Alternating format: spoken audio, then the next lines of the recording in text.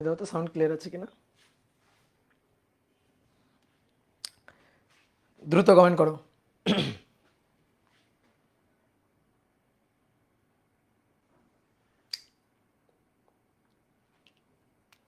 ওকে, ঠিক আছে। তো 1 মিনিট আগে চলে আসলাম। ডিয়ার স্টুডেন্ট, সবাইকে শুভেচ্ছা জানাচ্ছি আজকের ক্লাসে। আজকে আমরা আদর্শ গ্যাস ও গ্যাসের গতিতত্ত্ব অধ্যায়ের 7ম ক্লাস করব। আশা করি সবাই ভালো আছো, সবাই সুস্থ আছো এবং যে লেকচারগুলো হয়ে গেছে সেই লেকচারগুলো তোমরা ঠিকঠাক মতো বুঝে নোট করছো এবং সেই অনুযায়ী কিন্তু বাসায় প্র্যাকটিসও করছো। তো চলো আজকে আমরা আদর্শ গ্যাসের গতিশক্তির হিসাব করব, শক্তির হিসাব করব। গত ক্লাসে আমরা আদর্শ গ্যাসের বেগের হিসাব করছিলাম, 3 ধরনের বেগের হিসাব করছিলাম: গড় বেগ, গড় বর্গবেগ এবং মূল গড় বর্গবেগ। 3 ধরনের বেগের হিসাব করছিলাম। আজকে আমরা গতিশক্তির হিসাব করব। দেখো, আদর্শ গ্যাসের ক্ষেত্রে কোনো বিভব শক্তি নাই, কারণ আদর্শ গ্যাসের অণুগুলার মধ্যে কোনো আন্তঃআণবিক আকর্ষণ বিকর্ষণ বল বিদ্যমান নাই। যেহেতু অণুগুলার মধ্যে কোনো ইন্টারমলিকুলার ফোর্স নাই, সেহেতু এই অণুগুলার মধ্যে কোনো বিভব শক্তি নাই। কারণ যদি ইন্টারমলিকুলার ফোর্স বিদ্যমান থাকতো, আন্তঃআণবিক আকর্ষণ বিকর্ষণ বল বিদ্যমান থাকতো, তাহলে এই আন্তঃআণবিক আকর্ষণ বিকর্ষণ বলের বিরুদ্ধে এক্সটার্নাল এজেন্ট দ্বারা কাজ সম্ভব হইতো। আর এক্সটার্নাল এজেন্ট দ্বারা এই ইন্টারমলিকুলার ফোর্সের বিরুদ্ধে যে কাজটা হইতো, সেটাই কিন্তু এর মধ্যে বিভব শক্তি হিসাবে জমা থাকতো। কিন্তু এরকম কোনো ইন্টারমলিকুলার ফোর্স আদর্শ গ্যাসের অণুগুলার মধ্যে বিদ্যমান নাই, সুতরাং এজেন্ট কোনো কাজ করবে না, তাহলে বিভব শক্তিও থাকবে না। তাহলে আদর্শ গ্যাসের সমস্ত শক্তি গতিশক্তি। কেন গতিশক্তি? কারণ আদর্শ গ্যাসের অণুর ভর আছে এবং অণুগুলা কিন্তু সঞ্চরণশীল। তুমি যে পাত্রের মধ্যে রাখবা সেই পাত্রের মধ্যে কিন্তু অণুগুলা বেগ নিয়ে ছুটে বেড়াবে। আমরা গত ক্লাসে সেই বেগের হিসাব নিকাশগুলো করছিলাম। তাহলে বেগ থাকলে অবশ্যই গতিশক্তি থাকবে। তো আমরা সেই গতিশক্তি এইটা আজকের ক্লাসে আমরা হিসাব করব। আদর্শ গ্যাসের শক্তিটা আমরা আজকের ক্লাসে হিসাব করব। শক্তি, তারপরে চাপ, এগুলো আমরা একটু হিসাব করব। তো চলো দেখো, লিখো আদর্শ গ্যাসের চাপের রাশিমালা। আদর্শ গ্যাসের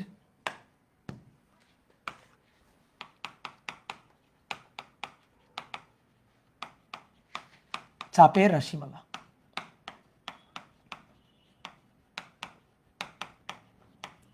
চাপের রাশিমালা, অনেকে বলতে পারো ভাই চাপের রাশিমালা আমরা আদর্শ গ্যাসের ক্ষেত্রে তো সূত্র জানি, তো সেইখান থেকেই তো আমরা চাপের সূত্রটা পাই। যে কোন সূত্রটা জানি আমরা আদর্শ গ্যাসের ক্ষেত্রে? গ্যাসের সমন্বয় সূত্র PV = nRT জানি। তো এখান থেকেই তো আমরা P = লিখতে পারি যে nRT/V। এটাই তো ভাই চাপের রাশিমালা। শোনো, আমরা কি চাইতেছি? কোনো একটা পাত্রে গ্যাস আছে, সেই গ্যাসের মাইক্রো এবং ম্যাক্রো এই প্রপার্টিগুলোর মধ্যে একটা সম্পর্ক চাইতেছি। একটু তোমাকে বুঝাই দিই মাইক্রো ম্যাক্রো কোনগুলো। ধরো এই পাত্রের মধ্যে গ্যাস আছে। তো এই পাত্রের মধ্যে গ্যাস আছে, তাহলে পাত্রের আয়তনটাই গ্যাসের আয়তন, যেটা আমি বাইরে থেকে হিসাব করতে পারি। আমি একটা থার্মোমিটার এর মধ্যে ঢুকাই দিয়ে এই গ্যাসের টেম্পারেচার কত, টিটা হিসাব করতে পারি বাইরে থেকে। তারপরে চাপ মাপক যে যন্ত্র ব্যারোমিটার, সেটা দিয়ে আমরা কিন্তু গ্যাসের প্রেশার মাপতে পারি, তাই না? প্রেশার মাপতে পারি। দেখবা টায়ারে, কোনো একটা গাড়ির চাকার টায়ারে কত প্রেশার আছে, ওই প্রেশার মাপক একটা যন্ত্র, ছোট্ট একটা যন্ত্র, ওই টায়ারের মুখে ধরলে প্রেশার কত আছে সেটা বোঝা যায়। অথবা দেখবা হচ্ছে সিলিন্ডারের যে গ্যাস, এই গ্যাসের সিলিন্ডারের গ্যাসের ভিতরে প্রেশার কত, এই প্রেশারের একটা যন্ত্র আছে, প্রেশার মাপক যন্ত্রটা মুখে ধরলেই বোঝা যায় যে প্রেশার কত আছে। ঠিক আছে? তাহলে আমরা এই চাপ, আয়তন, টেম্পারেচার এইগুলা কিন্তু আমরা বাইরে থেকে হিসাব করতে পারি। এগুলা হচ্ছে ম্যাক্রো প্রপার্টি, এগুলা হচ্ছে ম্যাক্রো প্রপার্টি। এবার মাইক্রো প্রপার্টি কোনগুলা? এই যে গ্যাসের অণুর বেগ, গ্যাসের অণুর একটা অণুর বেগ, এই যে অণুর ভর, একটা অণুর ভর, এইগুলা হচ্ছে মাইক্রো প্রপার্টি। তা আমরা এই যে বেগের সাথে বা গ্যাসের শক্তি কত, এটার সাথে এই যে ম্যাক্রো প্রপার্টিগুলা PVT, এদের আমরা একটা সম্পর্ক চাই। কি কথা বুঝছো? এদের আমরা একটা সম্পর্ক চাই, মাইক্রো প্রপার্টিগুলোর সাথে ম্যাক্রো প্রপার্টিগুলোর সম্পর্ক। ধরো অণুর বেগ, গতিশক্তি, তারপর অণুর ভর, এর সাথে চাপ, আয়তন, তাপমাত্রা, যেগুলো আমরা বাইরে থেকে হিসাব করতে পারি। তো এইগুলোর সাথে একটা সম্পর্ক আমরা চাই। তো ধরো একটা ঘনক আকৃতির পাত্র আছে, যে পাত্রের মধ্যে একটা আদর্শ গ্যাস রাখা আছে। ধরো এটা একটা পাত্র, এই পাত্রটার মধ্যে একটা আদর্শ গ্যাস রাখা আছে। একটা ঘনক আঁকবা, এভাবে বিন্দুগুলা যোগ করে দাও, কৌণিক বিন্দুগুলা, তাহলে একটা সুন্দর ঘনক হয়ে যাবে। এবার এই পাত্রের মধ্যে যে গ্যাসের অণুগুলা আছে, সেই অণুগুলা কি স্থির বসে আছে? না। তাহলে গ্যাসের অণুগুলা কিন্তু ছোটাছুটি করতেছে। ধরো এই একটা অণু যার বেগ c1, এই একটা অণু যার বেগ c2, এখানে ধরো একটা অণু আছে যার বেগ c3, এখানে একটা অণু আছে ধরো যার বেগ c4। এরকম অণুগুলা কিন্তু বেগ নিয়ে সঞ্চারণশীল, বেগ নিয়ে ছুটে বেড়াচ্ছে। তাহলে কোনো একটা অণুর কথা চিন্তা করো, ধরো এই একটা অণু, এই অণুটার বেগ হচ্ছে c, তো এটা কিন্তু ত্রিমাত্রিক বেগ, তাই না? এই বেগটা ত্রিমাত্রিক বেগ, অর্থাৎ তিনটে অক্ষ বরাবর কিন্তু এর উপাংশ থাকে। গত ক্লাসে এগুলো আমরা দেখাইছিলাম যে ধরো অনুটার বেগ c, তো এইটার তিনটে অক্ষ বরাবর উপাংশ, এক্স অক্ষ বরাবর যে উপাংশটা থাকে সেটাকে আমরা বললাম ধরো ইউ, ওয়াই অক্ষ বরাবর যে উপাংশটা থাকে সেটাকে আমরা বললাম ভি, আর জেড অক্ষ বরাবর যে উপাংশটা সেটাকে আমরা বললাম ডাব্লু।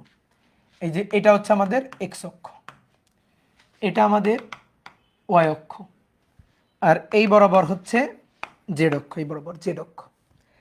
তাহলে তিনটে অক্ষ বরাবর বেগের উপাংশ।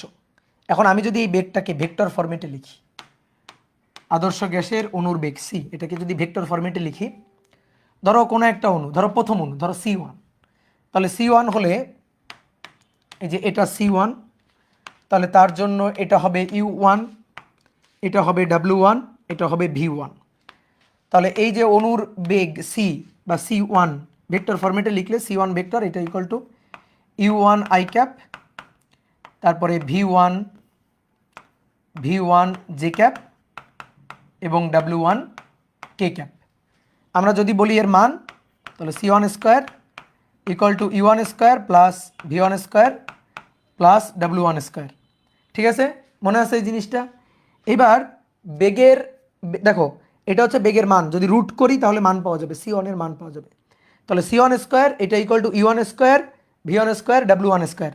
কী বলছিলাম আমরা গত ক্লাসে লিখে দিয়েছিলাম, দেখো u1 স্কোয়ার বার অর্থাৎ বেগের বর্গের গড় মান, v1 স্কোয়ার বার এবং w1 স্কোয়ার বার, এগুলা কি সমান? দেখো লেখা আছে, তোমার খাতায় লেখা আছে যে অণুগুলার বেগের তিন অক্ষ বরাবর বেগের যে উপাংশ তার সেই উপাংশের বর্গের গড় মান সমান, দেখো লেখা আছে। তাহলে উপাংশের বর্গের গড় মান যদি সমান হয়, তাহলে দেখো এখান থেকে আমরা একটা জিনিস লিখতে পারি, এই যে c1 স্কোয়ার বার গড় মান, তাহলে এইটা সমান সমান u1 স্কোয়ার বার v1 স্কোয়ার বার প্লাস w1 স্কোয়ার বার। আমরা কি করলাম, এই লাইন থেকে এই লাইনে যে গড় মান নিলাম, ঠিক আছে, এখানে গড় মান নিলাম c1 স্কোয়ার বার u1 স্কোয়ার বার v1 স্কোয়ার বার w1 স্কোয়ার বার। এবার এই মানগুলো সব তো সেম, তাহলে আমরা u1 স্কোয়ারের জায়গায় u1 স্কোয়ার বার v1 এর জায়গায় দেখো এটা সেম, তাহলে u1 স্কোয়ার বার যা v1 স্কোয়ার বারও তাই, তাহলে v1 স্কোয়ার বারের জায়গায় u1 স্কোয়ার বার লিখতে পারি। ইভেন w1 স্কোয়ার বারের জায়গায়ও u1 স্কোয়ার বার এটা লিখতে পারি। তাহলে এখানে থাকবে এই যে c1 স্কোয়ার বার, তাহলে 3u1 স্কোয়ার না, এখান থেকে দেখো 3u1 স্কোয়ার, তাহলে c1 square bar equal to 3u1 square. তাহলে আমরা যদি বলি u1 square bar equal to কত, u1 স্কোয়ার বার এটা ইকুয়াল টু 1/3 c1 স্কোয়ার বার। তো দেখি এটা আমাদের কোনো কাজে লাগে কিনা। ঠিক আছে, এটা আমরা একটু রেডি করে রাখি, এটা আমাদের পরবর্তীতে কোনো কাজে লাগতে পারে। ওকে, এইবার আসো যে পাত্রটা নেওয়া হয়েছে, এই পাত্রের মধ্যে মনে করো একটা আদর্শ গ্যাস আছে, যে গ্যাসের প্রতিটি অণুর ভর, যে গ্যাসের প্রতিটি অণুর ভর ধরো m। এখানে যে আদর্শ গ্যাস আছে সেই গ্যাসের মোট অণুর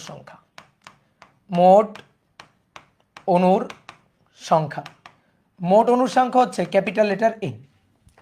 আচ্ছা তাহলে বলো তো মোট ভর কত? ঐকিক নিয়ম, একটি অণুর ভর যদি ছোট হাতের m হয়, তাহলে n সংখ্যক, এখানে মোট অণু আছে ক্যাপিটাল লেটার n সংখ্যক, তাহলে মোট অণুর ভর এটাকে ক্যাপিটাল লেটার m দিয়ে লিখলাম। তাহলে একটা অণুর ভর m আর অণুর সংখ্যা হচ্ছে ক্যাপিটাল লেটার n, তাহলে এটা হচ্ছে আমাদের মোট অণুর ভর। যে পাত্রে আমি গ্যাসটাকে রাখছি, দেখো একটা ঘনক আকৃতির পাত্রে আমরা রাখছি, এই যে ঘনক আকৃতির যে পাত্রটা, এই পাত্রের ধারের দৈর্ঘ্য মানে বাহুর দৈর্ঘ্য হচ্ছে l। এই যে এই বাহুটার দৈর্ঘ্য হচ্ছে l, এই বাহুটার দৈর্ঘ্য l, বাহুটার প্রস্থ l, বাহুটার উচ্চতাও l। তাহলে দৈর্ঘ্য প্রস্থ উচ্চতা যদি l হয়, ঘনকের ধারের দৈর্ঘ্য যদি l হয়, তাহলে এই পাত্রের আয়তন কত? পাত্রের আয়তন v কত? v ইকুয়াল টু হবে l কিউব। এটা কার আয়তন? পাত্রের আয়তন। এবার বলো এর মধ্যে গ্যাস রাখা হয়েছে না, গ্যাসের নির্দিষ্ট কোনো আয়তন থাকে না, যে পাত্রে আমি রাখবো সেই পাত্রের আয়তন দখল করবে। তাহলে দেখো গ্যাসের আয়তন কিন্তু হিসাব করা হয়ে গেছে, যে গ্যাসের আয়তন মানে এই পাত্রের আয়তন। তাহলে গ্যাসের আয়তন ভি, এই ভি ইকুয়াল টু হবে এল কিউব, এটা হচ্ছে গ্যাসের আয়তন। ওকে, ক্লিয়ার? আমরা কি চাইতেছিলাম, হেডিং পড়ো, আমরা চাইতেছি চাপ, প্রেসার একেবারে আমরা গ্যাসের ভিতরে ঢুকে মাইক্রো প্রপার্টি থেকে বের করব। আচ্ছা, প্রেসারটা কিভাবে আসে? চাপের সংজ্ঞা তুমি কি জানো আমারে বলো তো? চাপের সংজ্ঞা, চাপ হচ্ছে একক ক্ষেত্রফলে প্রযুক্ত বল। এই যে এই পাত্রে গ্যাসের যে অণুগুলো আছে, এই অণুগুলো যদি ফ্রিজ হয়ে থাকতো, ফ্রিজ মানে স্থির হয়ে থাকতো, অণুগুলো ধরো থেমে আছে, থেমে থাকলে এই পাত্রের ভেতরে গ্যাসের কোনো চাপ থাকতো না। যদি থেমে থাকতো তাহলে কোনো চাপ থাকতো না। তুমি চিন্তা করো, গ্যাসের অণুগুলা যে যেখানে আছে থেমে আছে, ধরো তুমি মন্ত্র পড়ে ফু দিছো, গ্যাসের অণুগুলা সব থেমে গেছে। এইবার যদি থেমে যায়, তুমি দেখো থেমে গেলে ধরো এই যে পাত্রটা আছে, এই পাত্রের দেওয়ালগুলা খুলে ফেলো। মনে করো একটা কার্টন, ঠিক আছে, একটা কার্টন, একটা প্যাকেট, এই প্যাকেটটা এবার খুলে ফেলো। বলো, খুলে ফেললে গ্যাস কি বের হয়ে আসবে? না, বের হয়ে আসতো না, যদি অণুগুলা থেমে থাকতো।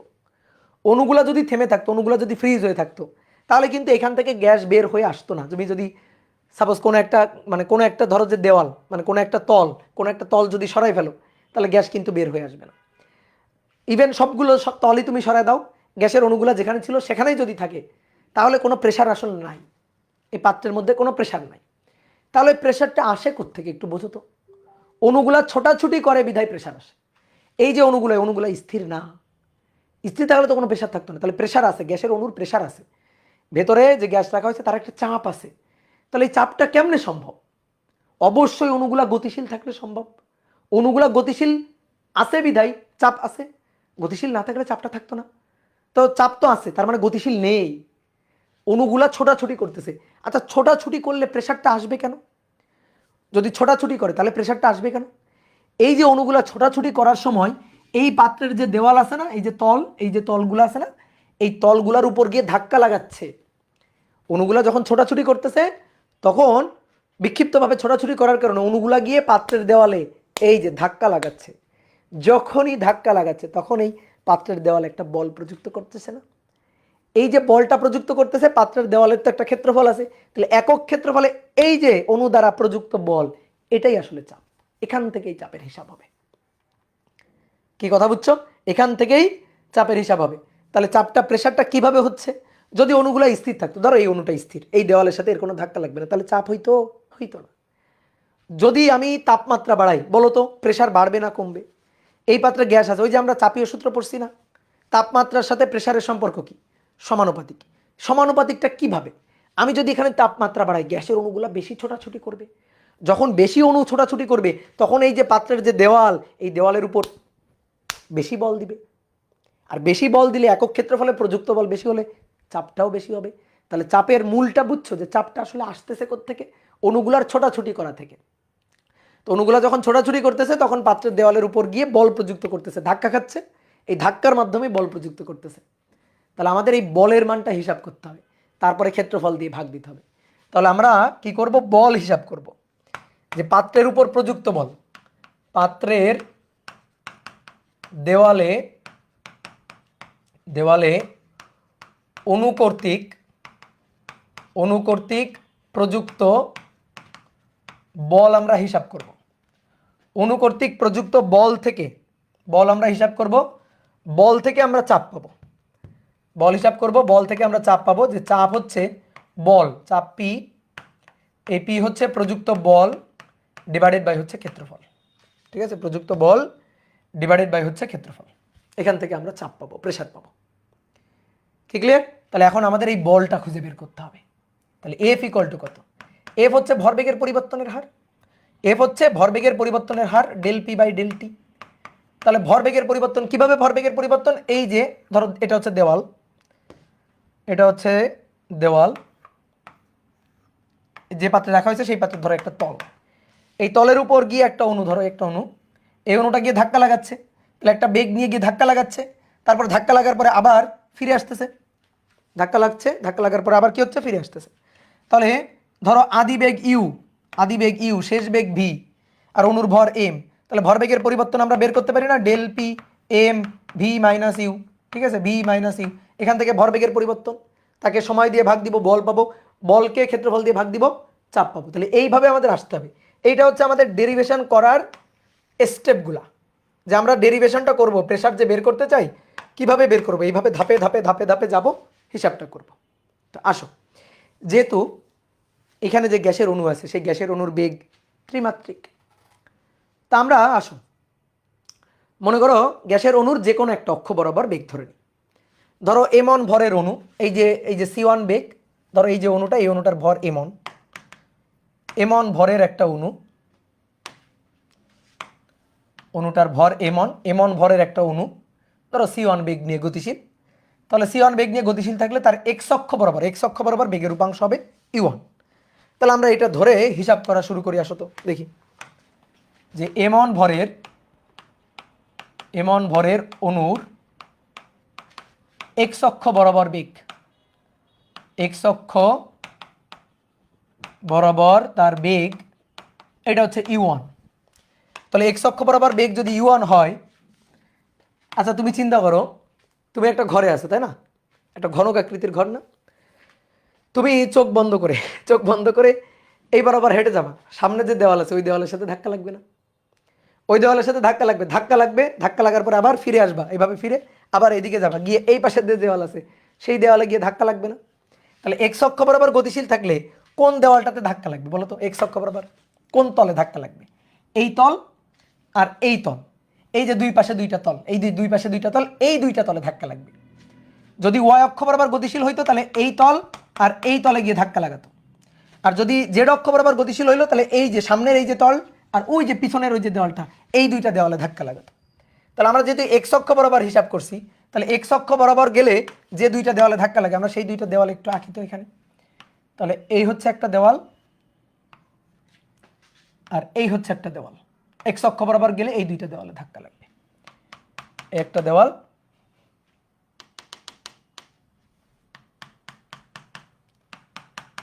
একটা দেওয়াল। এবার এই যে একটা অণু যার ভর এমন, এক্স অক্ষ বরাবর U1 বেগ নিয়ে গতিশীল, U1 বেগ নিয়ে গিয়ে ধাক্কা লাগলো, এবার ধাক্কা লাগার পরে আবার ফিরে আসবে। তাহলে ফিরে আসবে, এটা এমন ভরের অণু, কত বেগে ফিরে আসবে? U1 বেগেই ফিরে আসবে। U1 বেগেই ফিরে আসবে, হ্যাঁ। কেন? স্থিতিস্থাপক যে, মনে নাই গত ক্লাসে লিখছিলাম যে সংঘর্ষগুলো কেমন? স্থিতিস্থাপক সংঘর্ষ। সংঘর্ষের আগে গতিশক্তি পরে গতিশক্তি সেম থাকবে। তাহলে সংঘর্ষের আগে গতিশক্তি হাফ এমন C1 স্কয়ার, হাফ এমন U1 স্কয়ার, তাহলে পরেও গতিশক্তি কি হবে? হাফ এমন U1 স্কয়ারই হবে। তাহলে যে বেগ নিয়ে গিয়ে ধাক্কা লাগবে ওই বেগ নিয়ে আবার বাউন্স করে ফেরত আসবে। কি কথা বুঝছো? তাহলে এই ক্ষেত্রে সংঘর্ষগুলো হবে স্থিতিস্থাপক সংঘর্ষ। তাহলে স্থিতিস্থাপক সংঘর্ষের জন্য বেগ U1 ধাক্কা লাগার আগে আদি বেগ, এটা শেষ বেগ। অণুর ভর কত? অণুর ভর এমন। আসো এবার ভরবেগের পরিবর্তন হিসাব করব, কারণ ভরবেগের পরিবর্তনের হারই প্রযুক্ত বল। তাহলে এর ভরবেগের পরিবর্তনের হার, ভরবেগের পরিবর্তন ভরবেগের পরিবর্তন ডেল পি ভাই, ডেল পি। তাহলে এম ভি মাইনাস ইউ, এটা শেষ বেগ, এটা আদি বেগ, বুঝছো? এটা সূত্র লিখলাম আমি, M1। শেষ বেগটা হচ্ছে U1, কিন্তু সেটা এইদিকে না। আমরা যদি এই দিকটাকে প্লাস এক্স অক্ষ ধরি, তাহলে এই দিকটা হবে আমাদের মাইনাস এক্স অক্ষ। তাহলে এই U1টা কিন্তু প্লাসের দিকে, আদি বেগটা প্লাসের দিকে, শেষ বেগটা মাইনাসের দিকে। ধরো এটা ভি, এই যে ভি, আর এটা ইউ আর কি। তাহলে ইউটা হচ্ছে প্লাস U1, ইউটা প্লাস U1,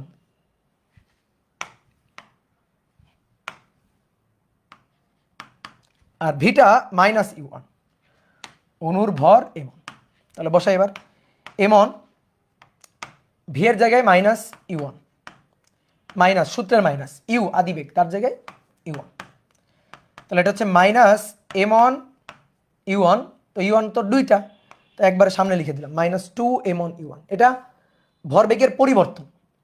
এবার ভরবেগের পরিবর্তনের হার, তাহলে হার মানে কি? সময় দিয়ে ভাগ দিতে হবে। তাহলে ভরবেগের পরিবর্তনের হারই হচ্ছে প্রযুক্ত বল। ভরবেগের পরিবর্তনের হার,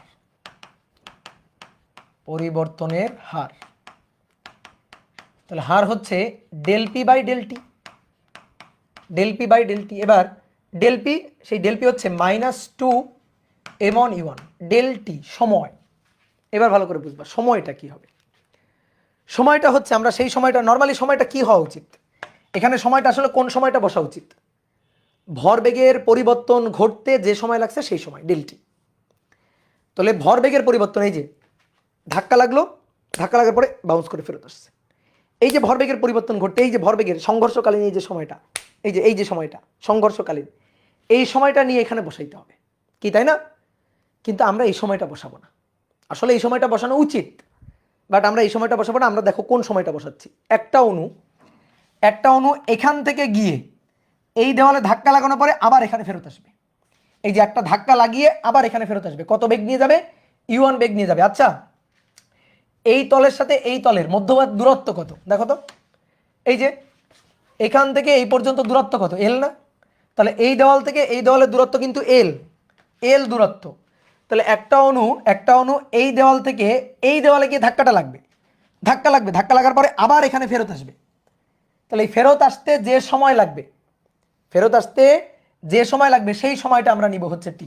অথবা এভাবে বলতে পারো, অথবা সময়টাকে এভাবে বলতে পারো, যেখানে ধাক্কা লাগলো, ধাক্কা লাগার পরে অণুটা এইখানে গিয়ে আবার এখানে ফেরত এসে আবার একটা ধাক্কা লাগাইতে যে সময় লাগে, ঠিক আছে, আবার একটা ধাক্কা লাগাইতে যে সময় লাগে সেই ম্যাক্সিমাম সময়টা আমরা ওখানে নিব, ম্যাক্সিমাম সময়টা নিয়ে ওখানে আমরা বসাবো। তাহলে বলো তো এই সময়, এই যে সময়টা, এই সময়টা লাগলো ধরো ডেল টি, এই সময় সে কত দূরত্ব অতিক্রম করলো? কেন নিলাম আমি বলতেছি, আগে বলো কত দূরত্ব অতিক্রম করলো? কত দূরত্ব? এল এল এল এল 2l দূরত্ব অতিক্রম করলো। কিন্তু এই যে এখান থেকে এই পর্যন্ত যে দূরত্বটা ছিল এটা কিন্তু এল ছিল। তাহলে 2l দূরত্ব অতিক্রম করলো কত বেগ নিয়ে? u1 বেগ নিয়ে অতিক্রম করলো, তাই না? তাহলে 2l দূরত্ব যদি u1 বেগ নিয়ে অতিক্রম করে, ভাই s = vt সূত্র, তাহলে s এর জায়গায় বসবে 2l, এই যে v এর জায়গায় বেগ, সেই বেগটা কত? u1 into del T. তাহলে অতএব ডেল টি কত? ডেল টি হচ্ছে 2l divided by u1, 2l divided by u1। এই যে আমরা সময়টা বসালাম। এবার প্রশ্ন হচ্ছে ভাই সময় এটা কেন বসালাম? দেখো এবার কিন্তু খুব গুরুত্বপূর্ণ কথা বলবো, এই জায়গাগুলো নিয়ে কিন্তু মানে অনেক কনফিউশন, এই 2 বছর ধরে কনফিউশন টেনে বেড়াইতে হবে। তো এখন একটু আমি সুন্দর করে বলে দিই, ভালো করে বুঝে নাও। আসলে সময়টা হওয়া উচিত ছিল এই যে ভাই ধাক্কা লাগলো, এই যে ধাক্কা লাগলো, ধাক্কা লাগার যে সংঘর্ষকালীন সময়টা, অর্থাৎ ভরবেগের পরিবর্তন যে সময়ে ঘটছে সেই সময় ব্যবধানটা এখানে বসানো উচিত ছিল। হ্যাঁ, কিন্তু আমরা সেই সময়টা না বসাই আমরা বসাইছি এই যে এই দেওয়ালে ধাক্কা লাগার পরে আবার এক্স অক্ষ বরাবর এই দেওয়ালে ঘুরে এসে আবার যে ধাক্কাটা লাগাবে, এই ম্যাক্সিমাম টাইমটা আমরা নিছি। সবচেয়ে বড় যে টাইমটা, একটা সাইকেলের টাইম, পূর্ণ একটা সাইকেলের যে সময়, সেই সাইকেলের সময়টা আমরা নিছি। ধরো অণুটা কি হচ্ছে, অণুটা এইভাবে কন্টিনিউয়াসলি ধরো চলতেছে, এই যে ধরো এই অণুটা আছে, এই অণুটা এখান থেকে, এই যে এখান থেকে ধরো অণুটা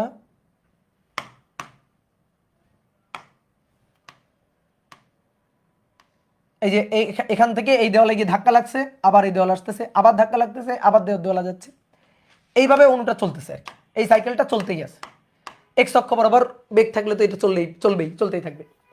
তা আমরা নিলাম হচ্ছে এই দেওয়ালে ধাক্কা লাগার পরে আবার এই দেওয়ালে ফেরত গিয়ে এসে আবার ধাক্কা লাগানোর যে সময়টা, সেই সময়টা আমরা নিলাম, অর্থাৎ ম্যাক্সিমাম টাইমটা আমরা এখানে নিলাম। আমি যদি সংঘর্ষকালীন সময়টা নিতাম, ভালো করে চিন্তা করো, যা সংঘর্ষকালীন ভরবেগের পরিবর্তনের যে সময়টা, এটাই যদি আমরা নিতাম, তাহলে আমরা যে প্রেশারটা পাইতাম সেটা হচ্ছে তাৎক্ষণিক প্রেশার। আমার কথা বুঝো, সংঘর্ষকালীন যে সময়টা আমরা নিতাম, সংঘর্ষকালীন সময়, সেটা নিলে আমরা পাইতাম তাৎক্ষণিক চাপ। এই যে অণুটা গিয়ে পাত্রের দেওয়ালে ধাক্কা দিল, যখনই ধাক্কা দিল তখনই তো চাপ, তখনই চাপটা প্রযুক্ত হলো, আমি সেই চাপটা পাইতাম। আচ্ছা, পাত্রের মধ্যে চিন্তা করো তো, এই যে পাত্র, এই পাত্রের মধ্যে একটা আদর্শ গ্যাস আছে। তাহলে একটা অণুর কথা চিন্তা করো, যে একটা অণু গিয়ে এই পাত্রে ধাক্কা দিচ্ছে, ওই সময়ই চাপ থাকবে, গ্যাসের চাপ থাকবে, আর বাদ বাকি সময় গ্যাসের চাপ থাকবে না। আমার কথা বুঝাও, যে এই অণুটা গিয়ে এই পাত্রের এখানে ধাক্কা লাগলো, ধাক্কা লাগার পরে ধরো ফিরে আবার এখানে আসলো, এসে আবার ধাক্কা দিবে। তো এই যে এখান থেকে এখানে এসে আবার যে ধাক্কা দিতে ধরো 2 সেকেন্ড সময় লাগছে, তাহলে এই যে 2 সেকেন্ড সময় যখন ধাক্কা দিল, তারপরে আবার 2 সেকেন্ড পরে গিয়ে আরেকটা ধাক্কা দিচ্ছে, তাহলে এই 2 সেকেন্ড ধরে কি কোনো প্রেশার নাই? আমার এইটা বলো, এই 2 সেকেন্ড ধরে কি কোনো প্রেশার নাই? আছে না প্রেশার? প্রেশার তো আছে, গ্যাসের প্রেশার তো সবসময় আছে।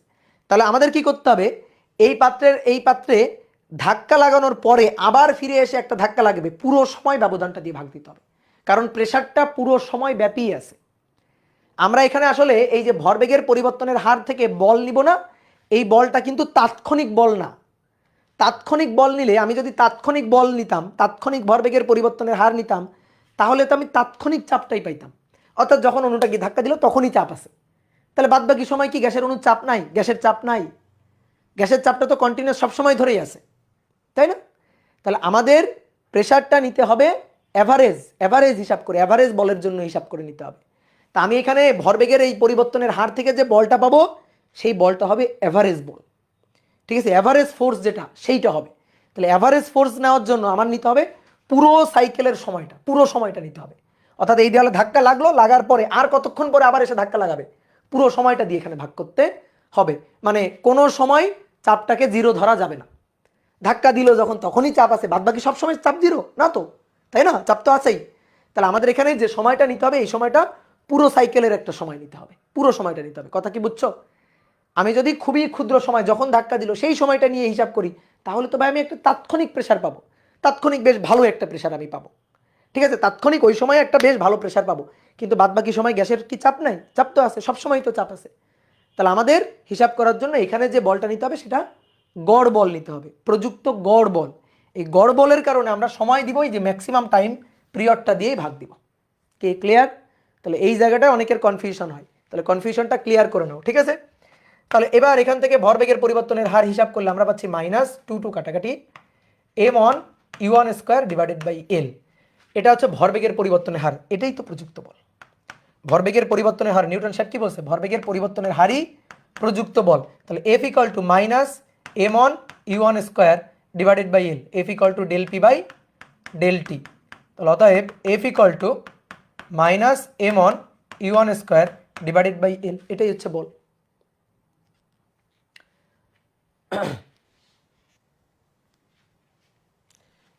একজন বলছে ভাই 12 পথ অতিক্রম করতে বেগ u1 কেমনে হইলো? এই বেগটা কত ছিল? গ্যাসের অণুর বেগ কত ছিল? এক্স অক্ষ বরাবর 12 দূরত্ব অতিক্রম করতে এক্স অক্ষ বরাবর অণুর বেগ কত ধরছি আমরা? u1 ধরছি না? এই তো এটাই ধরছি না? তো এইটা ধরেই তো আমরা হিসাব করছি, ঠিক আছে? তাহলে F হচ্ছে -m1² u1² sorry m1u1² divided by l। এবার শোনো, তাহলে এই এফটা কি তাৎক্ষণিক ইনস্ট্যান্ট ফোর্স নো, অ্যাভারেজ। তাহলে এভি, ঠিক আছে? এটা কিন্তু অ্যাভারেজ ফোর্স এভি। এবার বলো তো এটা কার উপর প্রযুক্ত বল? দেখি বলো তো কার উপর প্রযুক্ত বল? এটা অণুর উপর না দেওয়ালের উপর? অণুর উপর নাকি দেওয়ালের উপর? আচ্ছা, নিউটনের যে সূত্র F = d/dt অফ p অথবা F = ΔP/ΔT, তাই তো? ভরবেগের পরিবর্তনের হার প্রযুক্ত বল। আমার প্রশ্ন হচ্ছে ভরবেগের পরিবর্তনটা কার আর প্রযুক্ত বল কার উপর? এখানে দুইজন আছে, এই যে অণু, দেওয়াল। তাহলে অণু গিয়ে ধাক্কা দিচ্ছে, তাই না? তাহলে অণুর ভরবেগের পরিবর্তন অণুর উপর প্রযুক্ত বল, দেওয়ালের ভরবেগের পরিবর্তন দেওয়ালের উপর প্রযুক্ত বল। কোনটা আসলে কি হবে? উত্তর হচ্ছে যার তার। কেউ যদি তোমার জিজ্ঞেস করে এই F = ΔP/ΔT, ভরবেগের পরিবর্তনের হার কার, প্রযুক্ত বল কার উপর, তুমি উত্তর দিবা ভাই যার তার উপর। তাহলে কি উত্তর? কি? যার তার। অর্থাৎ যার ভরবেগের পরিবর্তনের হার প্রযুক্ত বল তার উপর। এবার তুমি বলো, তুমি কার ভরবেগের পরিবর্তনের হার হিসাব করছো? কার ভরবেগের পরিবর্তনের হার হিসাব করছো? তুমি অণুর ভরবেগের পরিবর্তনের হার হিসাব করছো, তাই না? এই ধাক্কা লাগাইছে অণু গিয়ে না u1 বেগে, তারপরে আবার ধাক্কার পরে বেগ u1। তাহলে তুমি অণুর ভরবেগের পরিবর্তনের হার হিসাব করছো। তাহলে এই বলটা প্রযুক্ত হয়েছে কার উপর? অবশ্যই অণুর উপর। যার ভরবেগের পরিবর্তনের হার তার উপর প্রযুক্ত বল। তাহলে এটা অণুর উপর প্রযুক্ত বল। বুঝতে পারছো? অণুর ভরবেগের পরিবর্তন, এই যে এখানে লিখে দিচ্ছি অণুর ভরবেগের পরিবর্তন। তাহলে অণুর ভরবেগের পরিবর্তন হলে অণুর উপর প্রযুক্ত বলই হবে, অণুর উপর প্রযুক্ত বল হবে। আচ্ছা, আমি চাইতেছি প্রেসার, তাহলে আমি চাইতেছি অণু দেওয়ালের উপর কি বল দিবে? এই দেওয়ালের উপর প্রযুক্ত বলকে, দেওয়ালের উপর প্রযুক্ত বলকে দেওয়ালের ক্ষেত্রফল দিয়ে ভাগ দিতে হবে না? দেওয়ালের উপর প্রযুক্ত বলকে দেওয়ালের ক্ষেত্রফল দিয়ে ভাগ দিতে হবে। এই যে আমরা এখানে এই যে প্রেসার বের করব, তাহলে এই যে বলটা প্রযুক্ত এটা কার উপর? দেওয়ালের উপর। দেওয়ালে প্রযুক্ত বল ডিভাইডেড বাই ক্ষেত্রফল।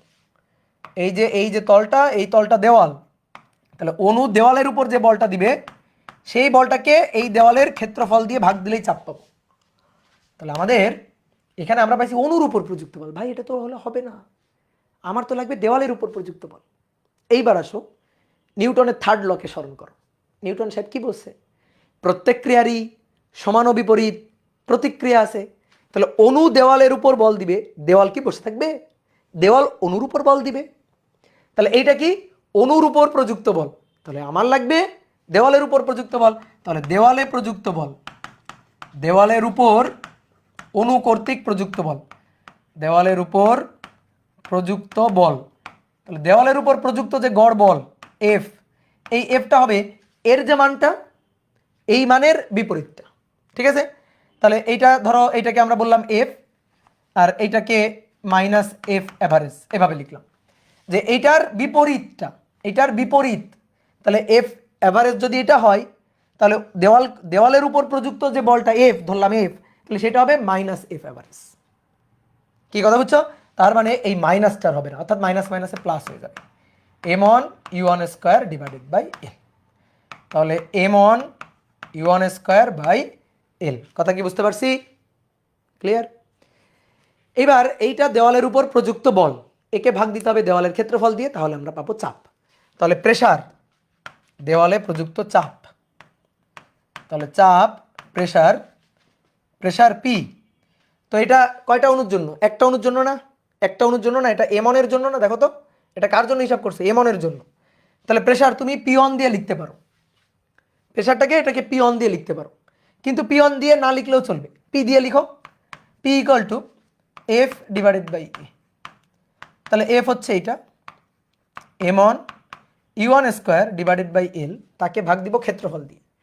তাহলে এই যে দেওয়ালটা, এই দেওয়ালের ক্ষেত্রফল না, এই দেওয়ালের ক্ষেত্রফল বাহুর দৈর্ঘ্য যদি এল হয়, এল বাহুর দৈর্ঘ্য যদি হয়, তাহলে বাহুর দৈর্ঘ্য এল হলে ক্ষেত্রফল A equal to L square, L square. তাহলে ভাগ দাও এল স্কোয়ার দিয়ে, ক্ষেত্রফল এ মানে এল স্কোয়ার। তাহলে এল কিউব, তাহলে পি ইকুয়াল টু দেখো ওয়ান বাই এল কিউব বা M on U one square divided by L cube. আর এল কিউব মানে কিন্তু গ্যাসের আয়তন ভি ছিল, এই যে দেখো এল কিউব মানে গ্যাসের আয়তন ভি ছিল। ঠিক আছে? তাহলে অতএব P equal to M on U one square divided by L cube মানে ভি। এটা হচ্ছে প্রেসার, চাপ। ওকে, ডান। এইবার বোর্ডে দেখো আমরা চাপ হিসাব করলাম, চাপ হিসাব করলাম। তাহলে চাপ পাইলাম P equal to M on U one square, M on U one square divided by V. Okay, এইবার তুমি দেখো এই যে U one square equal to লেখা আছে, দেখো এই যে ইউ ওয়ান স্কোয়ার বার, এটা equal to 1/3 C one square bar লেখা আছে না? এই যে ইউ ওয়ান স্কোয়ার মানে 1/3 সি ওয়ান স্কোয়ার বার। তাহলে এখানে এই যে ইউ ওয়ান স্কোয়ার আছে, তা আমি যদি ইউ ওয়ান স্কোয়ারের গড় মান নিই, দেখো ইউ ওয়ান স্কোয়ার আমরা কি করলাম, তার গড় মান নিলাম।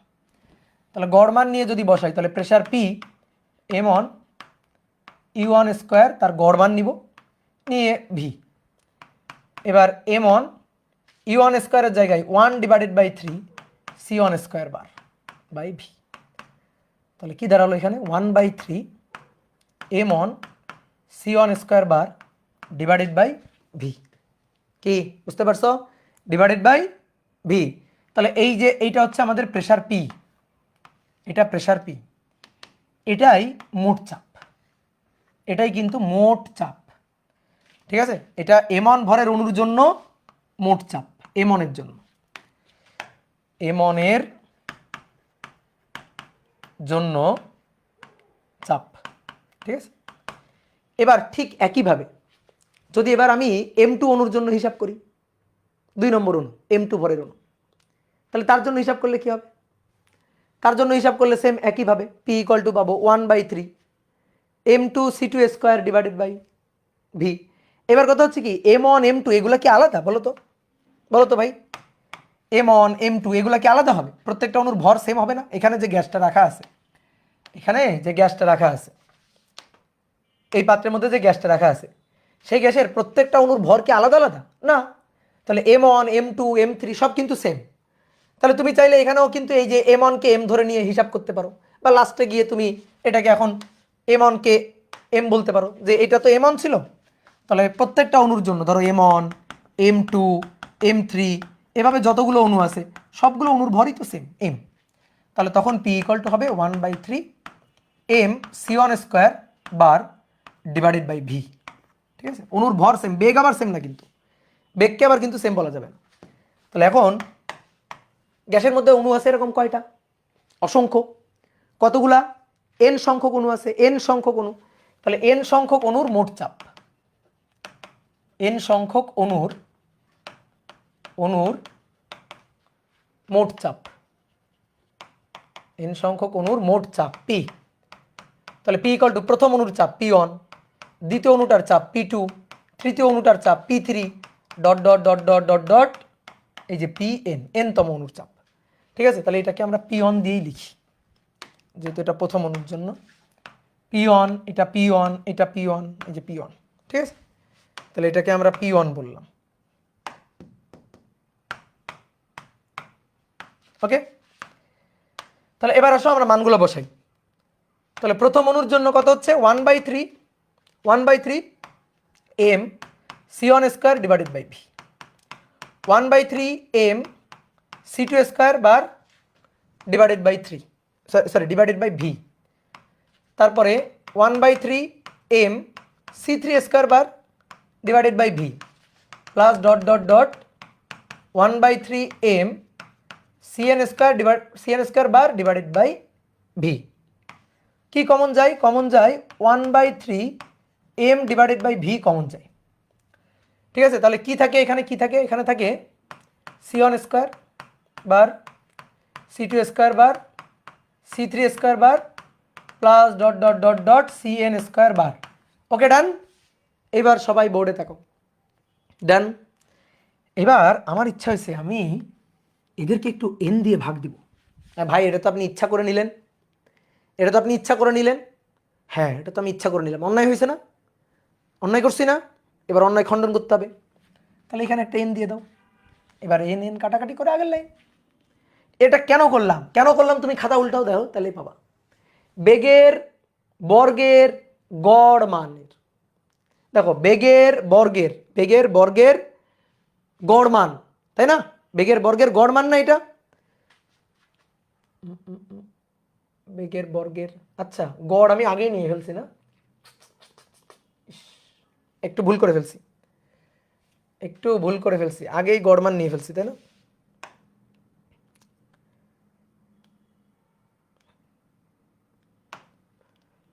এই যে এইখান থেকে আগেই গড় মান নিয়ে ফেলছি।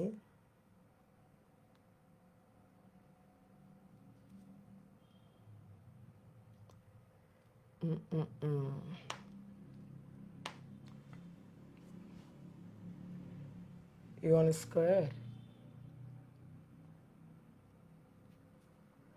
এটা আগেই হিসাব করে ফেলছি, সরি আমি একটু ভুল করে ফেলছি, ইস সরি, বয়স বেড়ে গেছে, বুঝছো? বয়স বেড়ে গেছে, একটু ভুল করে ফেলছি।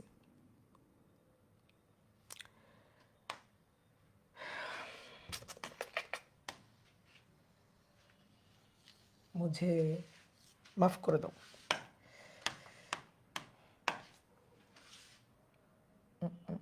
এখানে তো করার দরকার নাই, এই যে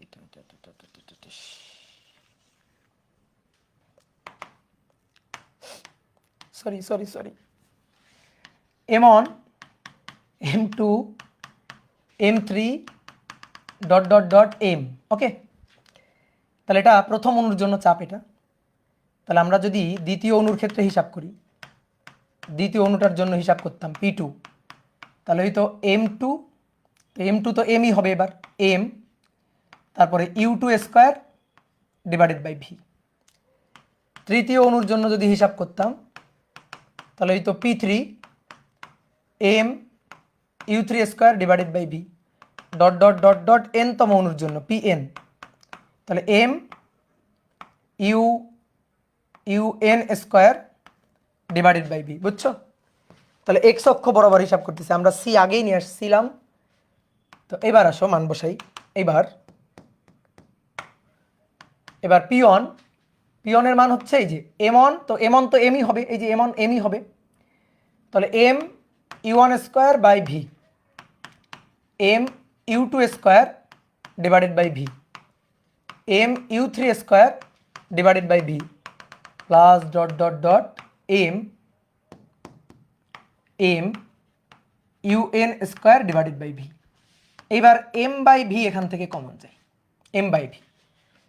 তাহলে ইউ1 স্কোয়ার ইউ2 স্কোয়ার ইউ3 square plus dot dot dot U N square divided by, এই যে ডিভাইডেড বাই, দেখো এবার আমরা কি করলাম, এম বাই ভি কমন নিয়ে নিলাম, ইউ1 স্কোয়ার ইউ2 স্কোয়ার ইউ3 square plus dot dot dot U N square. এবার আমি ভাগ দিলাম এন দিয়ে, তো এন দিয়ে ভাগ দিছি, এটা অন্যায় করে ফেলছি। এবার তাহলে এন দিয়ে একটা গুণ করে দিই, তাহলে তো যা তাই চলে আসে। ওকে, যা তাই চলে আসলো। এবার কি থাকলো, তাহলে M N divided by V. এবার এইটা দেখো তো, বেগের বর্গের গড় মান, তাই না? বেগের বর্গ করছি, যোগ করে এন দিয়ে ভাগ দিছি, তাহলে বেগের বর্গের গড় মান না? তাহলে বেগের বর্গের গড় মান, ঠিক আছে। দেখো এটাকে আমরা সি দিয়ে লিখছিলাম গত ক্লাসে সি দিয়ে রাখা হয়েছিল। তাহলে বেগের বর্গ করছি, দেন তাকে এন দিয়ে ভাগ দিছি, তাহলে বেগের বর্গের গড় মান। এইবার আসো, এইবার দেখো বেগের, এটা তো এক্স অক্ষ বরাবর বেগের উপাংশ, তাহলে বেগের বর্গের গড় মান এইটার সমান সমান 1/3 সি স্কোয়ার তার গড় মান। এই যে এইবার এটা আনবো, এই যে ইউ1 স্কোয়ার এটা ইকুয়াল টু 1/3 সি1 স্কোয়ার, তাহলে ইউ স্কোয়ার এটা equal to U square bar, এটা equal to 1/3 C square bar. তাহলে এইবার এখানে বসাই, তাহলে M N divided by V 1/3 C square bar, তাহলে 1/3 M N by V C square bar, ঠিক আছে। তাহলে এইটাই হচ্ছে আমাদের চাপের সূত্র। এই যে আমরা সূত্রটা পাইলাম, চাপের সূত্র এটা আমরা পাইলাম। এখানে এই সি1 স্কোয়ার বার এর পরিচয়টির মাথায় রাখবা, এটা কিন্তু বেগের সিআরএমএস না, কিন্তু সিআরএমএস হইতে হলে এটার একটা রুট হইতে হইতো। তাহলে এটা হচ্ছে বেগের, দেখো কি করা আছে, বেগের বর্গের গড় মান করা হয়েছে, বেগের বর্গের গড় মান। তাহলে এবার আমি একটু এখান থেকে একটু বুঝাই রাখবার, আমাদের দরকার চাপ, আমরা বল বের করছি, তাকে ভাই ক্ষেত্রফল দিয়ে ভাগ দিলাম। তাহলে প্রযুক্ত বল m1 u1 square L divided by L square, তাহলে নিচে একটা এল কিউব আর এল কিউব মানে ভি। এটা কয়টা অণুর জন্য? একটা অণুর জন্য না, একটা অণুর জন্য। তো এরকম অণু আছে কয়টা? এন সংখ্যক। তাহলে এন সংখ্যক অণু এক্স অক্ষ বরাবর যাচ্ছে, এন সংখ্যক অণু যদি এক্স অক্ষ বরাবর যায়, তাহলে এক্স অক্ষ বরাবর এন সংখ্যক অণুর জন্য প্রেসারের যোগফলই হবে মোট প্রেসার পি, ঠিক আছে। তাহলে pressure P1 P2 P3 dot dot dot Pn। তা আমি P1টা হিসাব করছি, তাহলে তুমি P2টা পারবা না? P1 equal to M U one square by V, তাহলে P2 equal to M U two square by V হবে। এই যে M U one square by V, তাহলে এটা হবে M U two square by V M ইউ3 স্কোয়ার বাই ভি। এবার এম বাই ভি নিলাম, এম বাই ভি যদি কমন নিই, তাহলে ইউ1 স্কোয়ার ইউ2 স্কোয়ার ইউ3 square dot dot dot U N square divided by N, বেগের বর্গের গড় মান, এই যে এন দিয়ে ভাগ দিচ্ছি, তাহলে বেগের বর্গের গড় মান।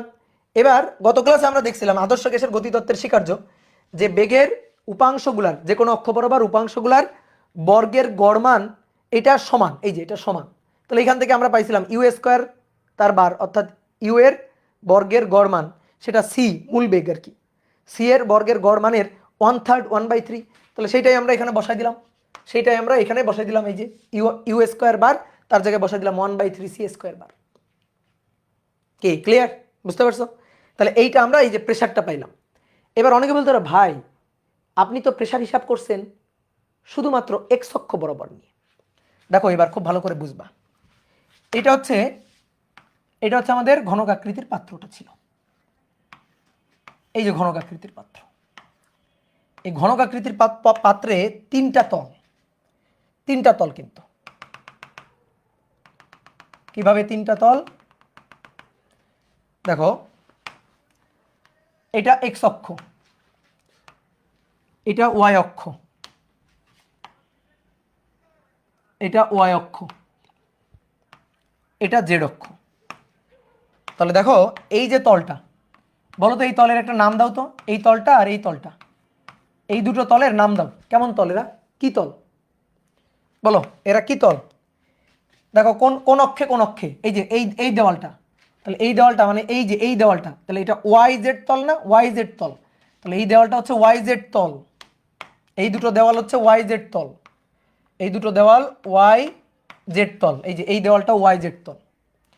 নিচের যে মেঝেটা দেখো, নিচের এই যে মেঝে, এই মেঝেটা হচ্ছে এক্স জেড তল, ঠিক একেবারে উপরের ছাদ, এটাও হচ্ছে এক্স জেড তল, এক্স জেড তল, এক্স জেড তল। দেখো এক্স জেড তলে, এই যে এক্স জেড তলে, এক্স জেড তলে এটা, এক্স জেড তলে এটা। আর এই যে সামনের এবং পিছনের, এই যে সামনের পিছনের যে দুইটা তল, ঠিক আছে, সামনের পিছনের এই যে দুইটা তল, এই একটা তল আর ওই যে পেছনে একটা তল আছে, পেছনে একটা তল। তাহলে সামনের পিছনের এই দুইটা তল কোন তল বলো? কোন তল?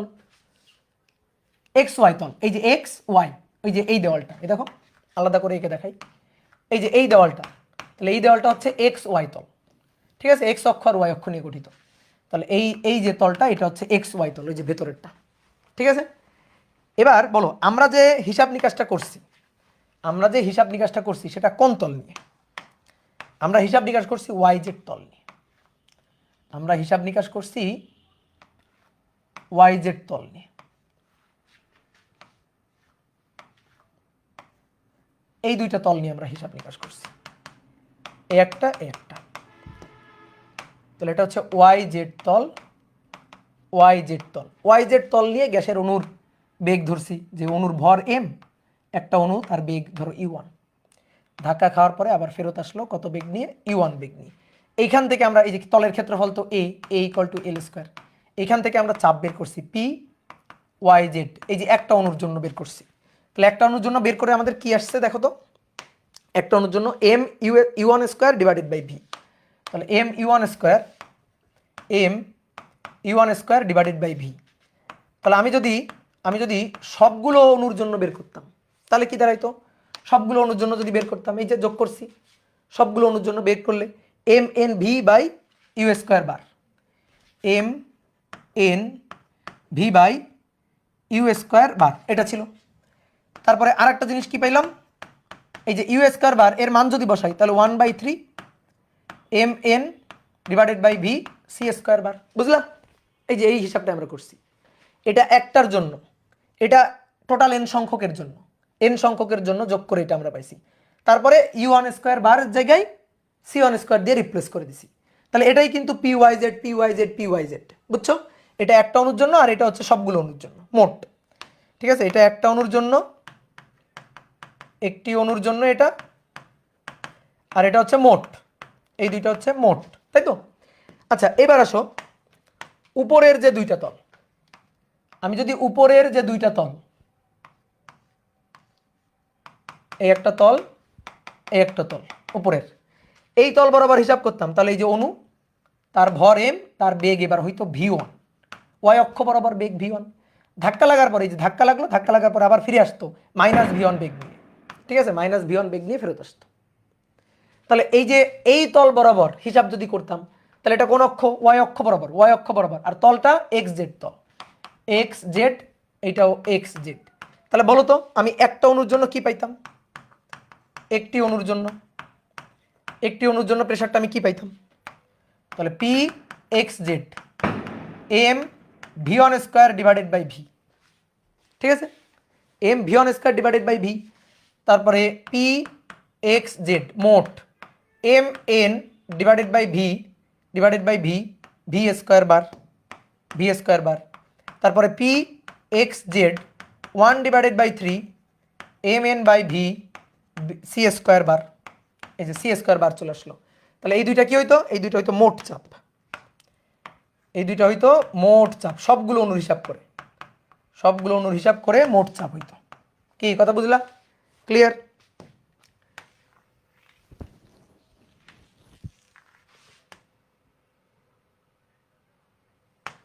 আচ্ছা, এইবার যদি এই দুইটা দেওয়ালের জন্য হিসাব করা হইতো, এই দুইটা দেওয়ালের জন্য যদি হিসাব করা হইতো, এই যে এখানে একটা দেওয়াল আর এই পাশে আর একটা দেওয়াল,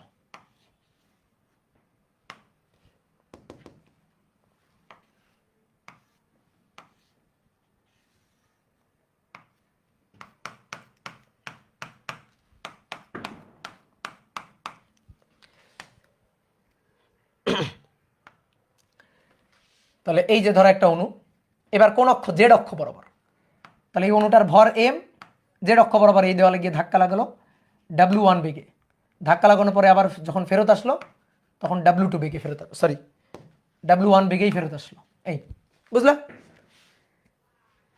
ঠিক আছে, তাহলে এবার যদি আমরা হিসাব করি তাহলে কি পাবো? এবার এবার পাবো হচ্ছে পি কোন তলে? এবার এবার হচ্ছে এক্স ওয়াই তলে, এই যে তল দুইটা এক্স ওয়াই তল, এই তল এক্স ওয়াই তল, তাহলে পি এক্স ওয়াই এটা পাবো হচ্ছে M W1 square divided by V. P X Y M N divided by V W square bar, ঠিক আছে, ডাব্লিউ স্কোয়ার বার। তারপরে P X Y 1/3 M N by V C square bar. Okay, তাহলে এই দুইটা হইতো মোট চাপ, মোট চাপ, আর এটা হচ্ছে একটি অণুর চাপ। এইবার শোনো একটা জিনিস, শোনো, দেখো মোট চাপের যে হিসাবটা আমরা করছি না, সেটা কিন্তু একই। দেখো 1/3 mn b c স্কোয়ার বার, 1/3 mn b c স্কোয়ার বার, 1/3 mn b c square bar. এবার তুমি যে অক্ষ নিয়ে হিসাব করতে চাও হিসাব করো, কোনো আপত্তি নেই। বাট আমরা ভুলটা কি করি জানো? ঠিক আছে, জেড অ্যাক্সিসে বেগ, জেড অ্যাক্সিসে বেগ হচ্ছে ডাব্লুটা কি, কিভাবে আসলো? কেন এই ভুলে গেছো? ডাব্লুটা কি, কিভাবে আসলো? এই যে ডাব্লু, এই যে এক্স অক্ষ বরাবর ইউ, ওয়াই অক্ষ বরাবর ভি, জেড অক্ষ বরাবর ডাব্লু, তাই না?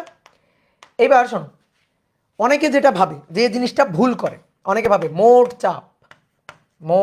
চাপ যে কাজটা করে, মোট চাপ P equal to P Y Z P X Z plus P X Y, মোট চাপ। হিসাব করে যে ভাই এটা তো এক্স অক্ষ বরাবর হিসাব করছে, এটা তো ওয়াই অক্ষ বরাবর হিসাব হয়েছে, এটা তো জেড অক্ষ বরাবর হিসাব হয়েছে, তাহলে মোট চাপ হবে এক্স অক্ষ চাপ, ওয়াই অক্ষের চাপ, জেড অক্ষের চাপ, সব চাপ হিসাব করে মোট চাপ। এটা কিন্তু ভুল, এটা কিন্তু ঠিক না। এটা যদি তুমি করো তাহলে আলটিমেটলি সূত্র আসবে হচ্ছে এইটা প্লাস এইটা, তাহলে M N divided by V C square bar, এটা চলে আসবে 1/3 থাকবে না, কারণ সামনে একটা 3, এই যে সামনে একটা 3 কাটাকাটি, এটা হবে মোট চাপ। বাট এটা কিন্তু না, এই যে এই সম্পর্কটা ভুল, এই সম্পর্কটা কিন্তু ঠিক না। সম্পর্কটা ঠিক হচ্ছে এইটা, পি গ্যাসের চাপ বা মোট চাপ পি, সেই পি আসলে P Y Z, P X Z এবং পি এক্স ওয়াই তিনটাই সমান। পি ওয়াই জেডও যা, পি এক্স জেডও তাই, পি এক্স ওয়াইও তাই, এই যে তিনটা চাপই আসলে সমান। তাহলে পি ইকুয়াল টু মোট চাপ, P equal to X Y অক্ষ বরাবর চাপ হিসাব করো যে চাপ, ওয়াই এক্স জেড তলে চাপ হিসাব করেও সেই চাপ, এক্স ওয়াই তল বরাবর চাপ হিসাব করেও সেই চাপ। তাহলে এই সম্পর্কটা ঠিক, এই সম্পর্কটা, আগের সম্পর্কটা ভুল। আমরা অনেকে এই কাজটা করি, ভুল করি। বুঝতে পারছো কথা? এবার কথা হচ্ছে ভাই কেন হইলো এটা, এই লাইনটা কেন হইলো, কেন এটা হইলো না? শোনো, কোনো একটা পাত্রে গ্যাস আছে, ধরো একটা পাত্র, এই পাত্রে একটা আদর্শ গ্যাস আছে, এই পাত্রে একটা আদর্শ গ্যাস আছে। এখন তুমি তো চাপ হিসাব করবা ভাই, তুমি এর চাপ হিসাব করবা, যেই পাত্রে যে গ্যাস আছে সেই গ্যাসের চাপ। এখন তুমি একটা অণুর জন্য হিসাব করো আর যাই হিসাব করো, চাপ হিসাব করবা। তাহলে তুমি কি করতেছো? ধরো এই তল আর এই তল নিয়ে এই অণুটার চাপ হিসাব করতেছো। কি হিসাব করতেছো? চাপ। চাপ কিন্তু স্কেলার রাশি, চাপ হিসাব করতেছো। তাহলে এই অণুটার জন্য ধরো এই অণুটার জন্য যে চাপ হিসাব করতেছো, এই তল আর এই তল নিয়ে যে চাপটা তুমি হিসাব করছো, সেটা ভাই মোট চাপ। কারণ ওই চাপটাই সব দিকেই সঞ্চালিত হচ্ছে, ওই চাপটাই আসলে সব দিকের চাপ, সমচাপ, যেটা আসলে আমরা প্যাসকেলের সূত্র থেকে পাই। আমাদের প্যাসকেল সাহেব বলতেছে যে প্যাসকেলের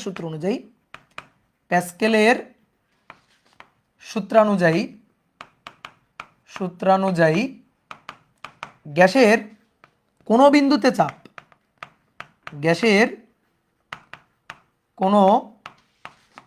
বিন্দুতে চাপ কোনো বিন্দুতে চাপই মোট চাপ, কোনো বিন্দুতে চাপই মোট চাপ, বা সকল বিন্দুতে চাপ সমান, সকল বিন্দুতে চাপ সমান, সকল বিন্দুতে চাপ সমান। ঠিক আছে, সকল বিন্দুতে চাপ সমান। ধরো একটা সিলিন্ডার, ধরো একটা সিলিন্ডার, একটা সিলিন্ডার একটা আদর্শ গ্যাস রাখা আছে। ঠিক আছে, আদর্শ গ্যাস রাখা আছে। এবার তোমাকে আমি প্রশ্ন করলাম, আচ্ছা গ্যাসের এই পয়েন্টে চাপ কত? তুমি বললা ভাই 2 atm চাপ। আমি জিজ্ঞেস করলাম আচ্ছা এই পয়েন্টে চাপ কত? তুমি কত বলবা বলো তো? এই পয়েন্টে প্রেসার বলছো, আমি জিজ্ঞেস করছি এখানে প্রেসার কত? 2 atm। এখানে প্রেসার কত? তুমি বললা ভাই 2 atm। আমি জিজ্ঞেস করলাম এখানে প্রেসার কত? এখানে প্রেসার কত? তাহলে এখানে প্রেসার হচ্ছে 2 atm, 2 atm। এই বুঝছো? এবার বলো তাহলে গ্যাসের ভিতরে মোট প্রেসার কত? বলো মোট প্রেসার কত? বলো গ্যাসের ভিতরে মোট প্রেসার কত? 2 যোগ 2 যোগ 2 6 atm, 6 atm বলবা? নো। তাহলে মোট প্রেসার কত? মোট প্রেসার ভাই 2 atm। আপনি যেখানেই চাপ হিসাব করেন এই গ্যাসের উপর চাপ 2 atm, মোট চাপ 2 atm। তো এখানেও চাপ 2 atm, এখানেও চাপ 2 atm, এই বিন্দুতেও চাপ 2 atm, এই বিন্দুতেও চাপ 2 atm। তাহলে সকল বিন্দুতে সকল তল বরাবর চাপ একই। এখন তুমি যদি, আমি যদি হিসাব করে বলি যে ধরো ঘনক আকৃতির পাত্র আছে, ঘনক আকৃতির পাত্র আছে, আমি বললাম নাও এই তলের উপর প্রেসার, এই তলের উপর গ্যাসের প্রেসার 2 atm। তাহলে ভাই এই তলের উপর কত? এই তলের উপর যদি গ্যাসের প্রেসার, গ্যাসের চাপ 2 atm হয়, তাহলে এই যে পাত্রের এই যে তলটা আছে এই তলের উপর প্রেসার কত? এই তলের প্রেসারও 2 atm। যদি আমি বলি এই পাশের যে দেওয়ালটা আছে এই তলের উপর প্রেসার কত? 2 atm। তাহলে মোট প্রেসার কত? 6 atm। মোট প্রেসার কি 6 atm? নো। তাহলে মোট প্রেসার কত? মোট প্রেসার একই। ঠিক আছে, লম্বভাবেই ধাক্কা খাবে। আমরা লম্বভাবে, আমরা তো এক্স অক্ষ বরাবর বেগ নিয়ে হিসাব করছি তাই না? তো এক্স অক্ষ বরাবর বেগটা তো লম্বভাবেই এই দেওয়ালে ধাক্কা খাবে। কেউ যদি ওয়াই অক্ষ বরাবর হিসাব করতো তাহলে এই দেওয়ালে ধাক্কা লাগতো, কেউ জেড অক্ষ বরাবর হিসাব করলে লম্বভাবে এই দেওয়ালে ধাক্কা লাগতো। আমরা তো বেগের উপাংশ নিয়ে হিসাব করছি তাই না? একজন বলছে লম্বভাবে কি ধাক্কা লাগবে কিনা, আমরা বেগের উপাংশ নিয়ে হিসাব করছি না? তো এক্স অক্ষ বরাবর বেগ, এটা এক্স অক্ষ, তাহলে এক্স অক্ষ বরাবর বেগ E1, তো লম্বভাবেই তো ধাক্কা লাগবে। তাহলে এটা কিন্তু যোগ হবে না। তাহলে আমরা অনেকে ভাবি যে এখানে মনে হয় যোগ হবে, না খবরদার যোগ হবে না। ঠিক আছে, এরকম সমান চাপ 2 atm, 2 atm, 2 atm, 2 atm চাপ, সকল বিন্দুতে চাপ সমান। ঠিক আছে, মোট চাপ সবসময় একই তো। ঠিক আছে, তাহলে গ্যাসের সকল বিন্দুতে চাপ সমান। তাহলে এই জিনিসটা মাথায় রাখতে হবে। তাহলে আমরা আদর্শ গ্যাসের চাপের সূত্র পাইছি। আদর্শ গ্যাসের মোট চাপ, এই মোট চাপ আমরা পাইছি যে মোট চাপ P। আর তুমি যে অক্ষ বরাবর হিসাব করবা, যে অক্ষ বরাবর হিসাব করবা, PXY, PYZ, ঠিক আছে, PYZ, PZX, ZX, ভাই যেটা দিয়ে হিসাব করবা করো। তাহলে অতএব মোট চাপ P, এই P ইকুয়াল টু, আসো দেখো মানগুলো বসাই দেখি। XY হচ্ছে এই যে এটা MN V W square bar, MN V এই যে W স্কয়ার বার। YZ দেখি কত? YZ এই যে YZ MN V U square bar, MN V U square bar. তারপরে MN V ZX আর কি, ZX। তাহলে ইউ গেল, ভি গেল, ইউ গেল, ডাব্লিউ গেল, ভি বাকি থাকলো, তাহলে ভি স্কয়ার বার। তো দেখো আমরা এইগুলারে এইটারে সূত্র হিসাবে মনে রাখবো না, এইটারে সূত্র হিসাবে মনে রাখবো না, কারণ আমাদের গ্যাসের অণুর বেগ হচ্ছে সি, গ্যাসের অণুর বেগ হচ্ছে সি। আমরা গত ক্লাসে সি দিয়ে, মানে মূল বেগটাকে সি দিয়ে লিখি। তো এই কারণে আমরা চাইতেছি ডাব্লিউ রাখবো না, ইউ রাখবো না, ভি রাখবো না। তাহলে এই যে W square bar, U square bar আর ভি স্কয়ার বার, এটা equal to 1/3 C square bar. তাহলে আমরা একটা কাজ করি, তাহলে এখানে বসাই দিই যে অতএব P pressure P equal to 1/3, যে এটা সমান সমান 1/3 সি স্কয়ার বার, আর এখানে থাকলো MN বাই ভি।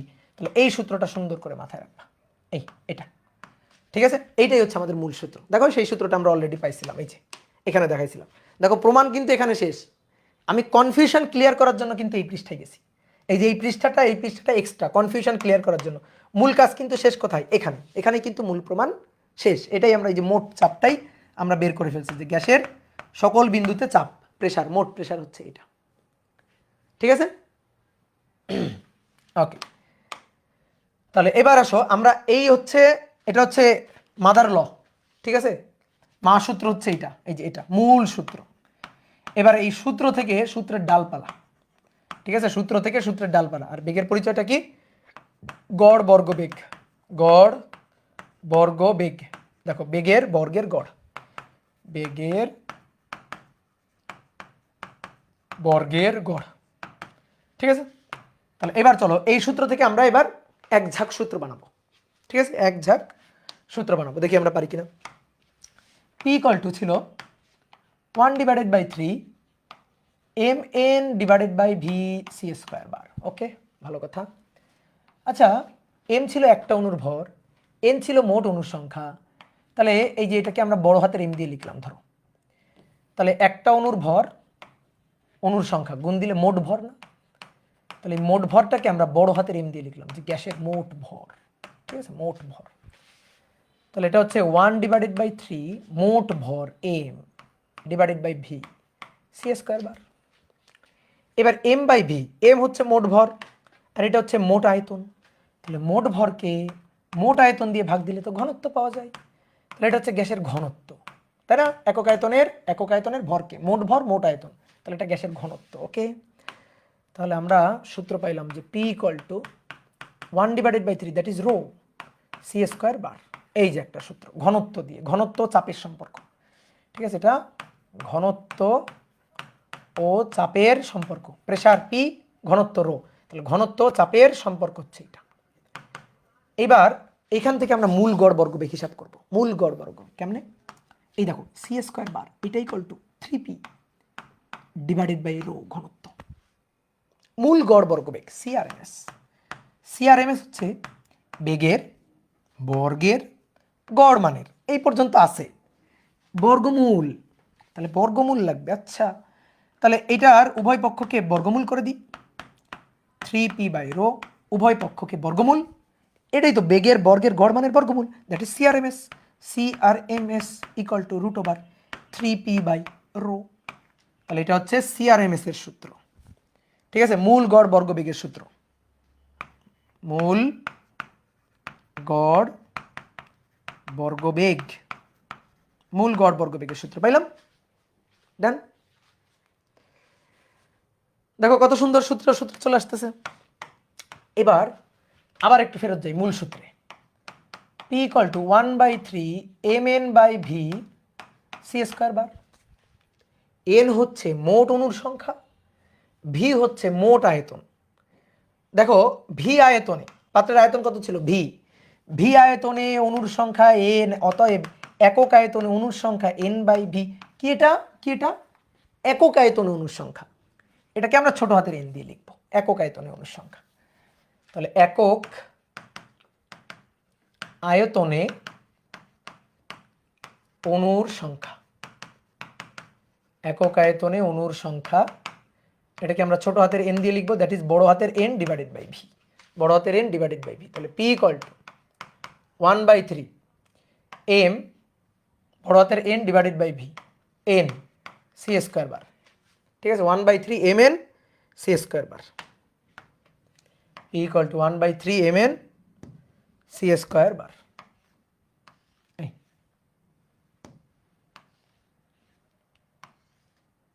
ঠিক আছে,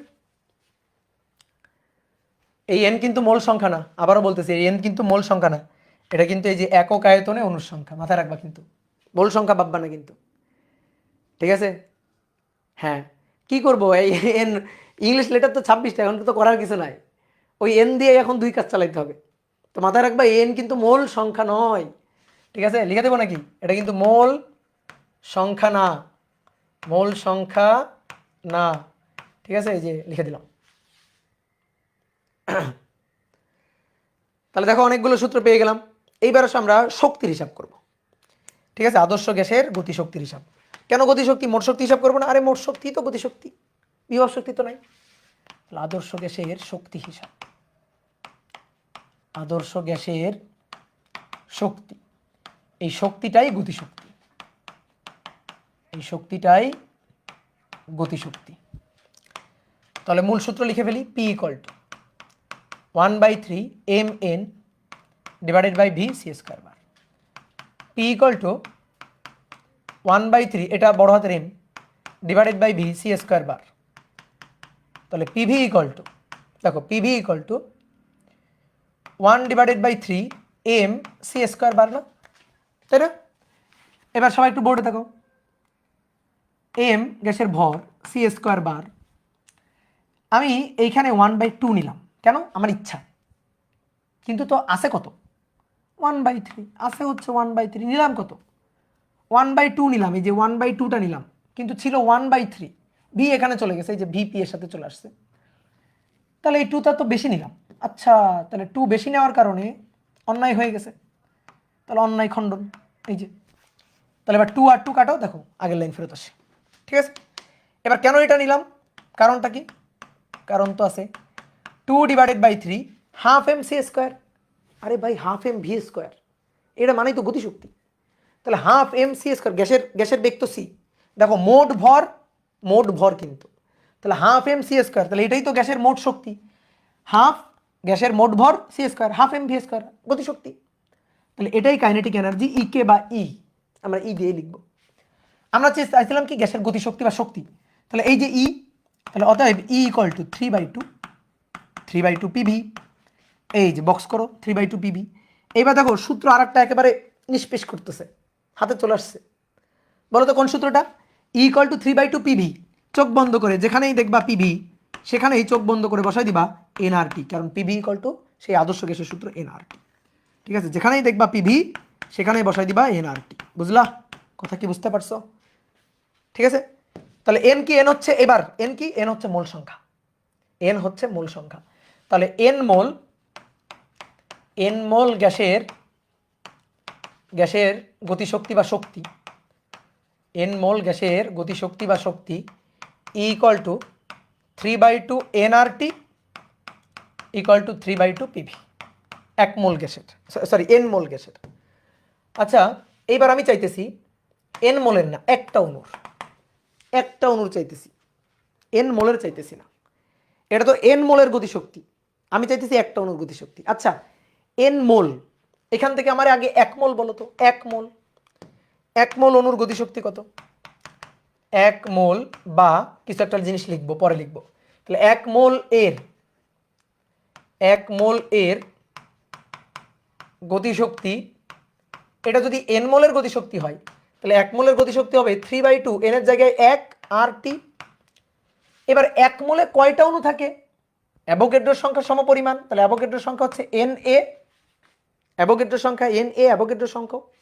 তাহলে এক মোল বা এতটি অণুর গতিশক্তি, এতটি অণুর, এক মোলের মানে এতটি অণুর গতিশক্তি, অ্যাভোগাড্রোর সংখ্যা সমপরিমাণ। তাহলে অতএব একটি অণুর গতিশক্তি দ্যাট ইজ 3/2 আর এর R T divided by N A, তাহলে R divided by N A into T. এবার R divided by N A অ্যাভোগাড্রোর সংখ্যা, এটা একটা ধ্রুবক, আর মোলার গ্যাস ধ্রুবক, তো মোলার গ্যাস ধ্রুবককে অ্যাভোগাড্রোর সংখ্যা দিয়ে ভাগ দিচ্ছি, ধ্রুবককে ধ্রুবক দিয়ে ভাগ দিচ্ছি। এটা তো আর একটা ধ্রুবক, এই ধ্রুবকটার নাম কি জানো? বোলজম্যান ধ্রুবক, কে দিয়ে লেখা হয়। তাহলে এটা হচ্ছে 3/2 কে টি। তাহলে একটি অণুর গতিশক্তি হচ্ছে, একটি অণুর গতিশক্তি, এটা কেউ ই দিয়েই লেখা হয়। তাহলে একটি অণুর গতিশক্তি ই হচ্ছে 3/2 কেটি, 3/2 কেটি। কে হচ্ছে বোলজম্যান কনস্ট্যান্ট, বোলজম্যান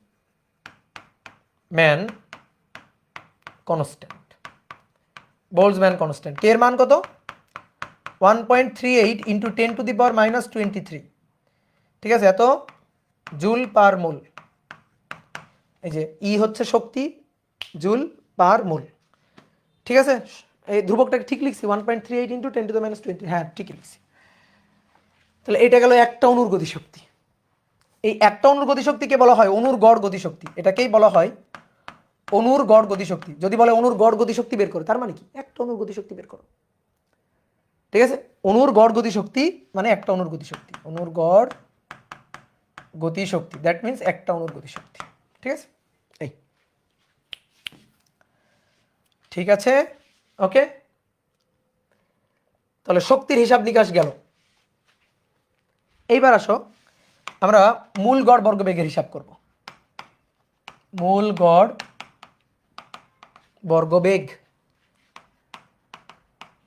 মূল গড় বর্গবেগের হিসাব। অনেকে বলতে পারো ভাই মূল গড় বর্গবেগের হিসাব যে করলাম এই যে এখানে, হ্যাঁ করলাম, আরেকবার করব, আরেকবার মূল গড় বর্গবেগের হিসাব করব। দেখো একটি অণুর গতিশক্তি, একটি অণুর গতিশক্তি ইকুয়াল টু 3/2 কেটি, একটু আগেই তুমি লিখছো। এবার সবাই একটু বোর্ডে তাকাও তো, বোর্ডে তাকাও। একটি অণুর গতিশক্তি বলো, একটি অণুর ভর কত? ছোট এম। একটা অণুর বেগ কত? সি। তাহলে একটা অণুর গতিশক্তি আমি যদি হাফ এম ভি স্কয়ার ফরম্যাটে তোমাকে লিখতে বলি, একটা অণুর গতিশক্তি যদি হাফ এম ভি স্কয়ার ফরম্যাটে লিখতে বলি, হাফ এম ভি স্কয়ার, বুঝলে? হাফ এম ভি স্কয়ার, এই যে হাফ এম ভি স্কয়ার, একটা অণুর ভর একটা অণুর বেগ, তাহলে half M V square 3/2 KT. আমরা সি আর এম এস চাই, এই যে সি, 2 আর 2 ভ্যানিশ, তাহলে ভাই সি স্কয়ার বার এটা equal to 3 KT by M. এবার এই পাশে রুট, এই পাশে রুট করে দাও, বেগের বর্গের গড় মানের বর্গমূল, দ্যাট ইজ সিআরএমএস। এই তো সিআরএমএস, সিআরএমএস এটা equal to root over 3 KT divided by ছোট হাতের এম। তাহলে এটা হচ্ছে সিআরএমএস এর একটা সূত্র। এম এর পরিচয়, ছোট হাতের এম এর পরিচয় কি? একটি অণুর ভর, এটার পরিচয় একটি অণুর ভর, ঠিক আছে? আচ্ছা এইবার আসো, যদি বলতাম 1 মোলের গতিশক্তি, 1 মোলের গতিশক্তি, তাহলে 1 মোলের গতিশক্তি হচ্ছে 3/2 এন আর টি, তো এন এর জায়গায় 1, তাহলে 3/2 আর টি, 3/2 আর টি। এবার 1 মোলের গতিশক্তিকে হাফ এম ভি স্কয়ার ফরম্যাটে লিখো তো, হাফ এম ভি স্কয়ার ফরম্যাটে 1 মোলের গতিশক্তিকে, তাহলে 1/2 half M, M C square bar, বুঝলা? এম কেন, বড় এম কেন? মোট ভর ভাই, আরে ভাই মোট ভর। তুমি বলছো না 1 মোলের গতিশক্তি, তাহলে 1 মোলের মোট ভর, ঠিক আছে? এবার কি আমি একটা ভর নিব, একটা অণুর ভর নিব? নো, একটা অণুর গতিশক্তি না তো, 1 মোলের, তো 1 মোলে তো অণু আছে অনেকগুলো, অ্যাভোগাড্রো সংখ্যা সমপরিমাণ সংখ্যা, ঠিক আছে? তাহলে অ্যাভোগাড্রো সংখ্যা সমপরিমাণ সংখ্যার অণু আছে, তাহলে তার মোট অণুর ভর সি স্কয়ার বার, এটা ইকুয়াল টু 3/2 আর টি। এবার বলো তো এম এর পরিচয়টা কি, বড় হাতের এম এর পরিচয়টা কি? লিখো লিখো লিখো, বড় হাতের এম এর পরিচয়টা কি? মোট অণুর ভর। Okay good, very good. আর কিছু বলবা? আর কেউ কিছু বলবা? মোট অণুর ভর, মোট ভর, আচ্ছা মোট ভর। এই যে একজন বলছে সিফাত হোসেন, সিফাত হোসেন বলছে, ঠিক আছে, সিফাত হোসেন একটা সুন্দর কথা বলছে, আণবিক ভর। ইয়েস, মোলার ভর, এটা মোলার ভর বা আণবিক ভর এটা। কেন? আচ্ছা কেন মোলার ভর বা আণবিক ভর কেন? আচ্ছা এইটা এম, এটা মোট ভর, কার মোট ভর, কার মোট ভর? 1 মোলের মোট ভর। আরে ভাই 1 মোলের মোট ভর মানে তো আণবিক ভর, তাই না ভাই? বড় হাতের এম আপনি লিখে দিছিলেন, এই যে আপনি এখানে লিখে দিছিলেন বড় হাতের এম, কই কই কই কই কই, এই যে বড় হাতের এম, এটা হচ্ছে মোট অণুর ভর, মোট ভর। তো আমি যদি বলি মোট অণু হচ্ছে 1 মোলের, 1 মোলের মোট ভর মানে তো আণবিক ভর, ঠিক আছে? 1 মোলের মোট ভর মানে কি? আণবিক ভর। তাহলে এটা আণবিক ভর কিন্তু এবার, এবার 2 2 কাটো, তাহলে সি স্কয়ার বার এটা হচ্ছে 3 আর টি ডিভাইডেড বাই বড় হাতের এম। এবার এই পাশে রুট, এই পাশে রুট, সেম একইভাবে সি আর এম এস এটা equal to root over 3 R T divided by বড় হাতের এম। তাহলে এই বড় হাতের এম 1 মোলের মোট ভর, ঠিক আছে? এটা হচ্ছে 1 মোল এর ভর, মোট ভর 1 মোলের মোট ভর। তো 1 মোলের ভর, 1 মোলের ভর মানে তো মোলার ভর বা আণবিক ভর, মোলার ভর বা আণবিক ভর, আণবিক ভর। এখন তুমি সিআরএমএস এটা দিয়েও বের করতে পারো, এটা দিয়েও বের করতে পারো, যার যেটা খুশি বের করবে, সমস্যা নেই। যদি এটা দিয়ে হিসাব করো তাহলে কে বসাবা বোল্টজম্যান কনস্ট্যান্ট, নিচে বসাবা একটি অণুর ভর। আর যদি এটা দিয়ে হিসাব করো তাহলে আর বসাবা মোলার গ্যাস ধ্রুবক, আর নিচে বসাবা এম হচ্ছে আণবিক ভর। বুঝতে পারছো? আর দুইটা বেগ আছে, একটা হচ্ছে সম্ভাব্য বেগ, মোস্ট প্রবাবল ভেলোসিটি, আর একটা হচ্ছে গড় বেগ অর্থাৎ এভারেজ ভেলোসিটি। আমরা যেটা বের করছি সেটা হচ্ছে রুট মিন স্কয়ার ভেলোসিটি, অর্থাৎ আরএমএস বেগের মানটা আমরা বের করছি, এটা আমরা প্রমাণ করছি। কিন্তু সম্ভাব্য বেগ আর অ্যাভারেজ বেগ, এই দুইটার আমি তোমাকে সূত্র লিখে দিচ্ছি না, সরি প্রমাণ লিখে দিচ্ছি না, প্রমাণটা করে দেখা দিচ্ছে, এটা তোমার প্রমাণ লাগবে না, জাস্ট সূত্রগুলো মাথায় রাখবা। ধরো মনে করো যে বিজ্ঞানীরা ধ্যানে বসে সূত্র দুইটা পাইছে, তাহলে আমরা একটু লিখি একটু আগে। মূল গড় বর্গবেগ, মূল গড় বর্গবেগ CRMS, এটা equal to √3RT divided by বড় হাতের M √3KT ডিভাইডেড বাই ছোট হাতের M। এই যে এটা তো আমরা প্রমাণ দেখছি।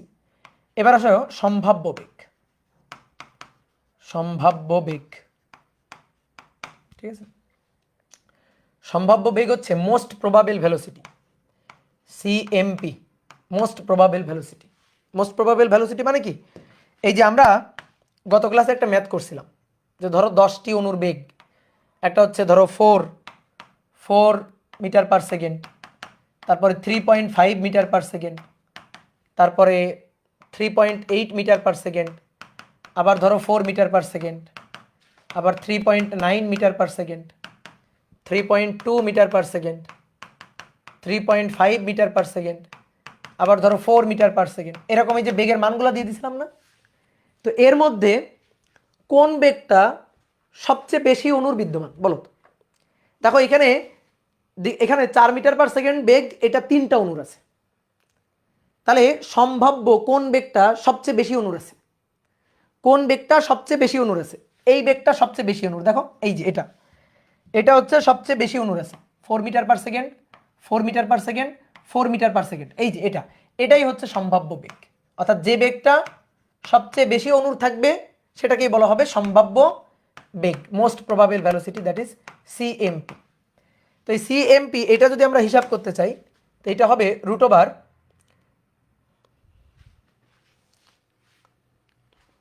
ভুলে গেলাম, √2RT বাই, দাঁড়াও ভুলে গেছি,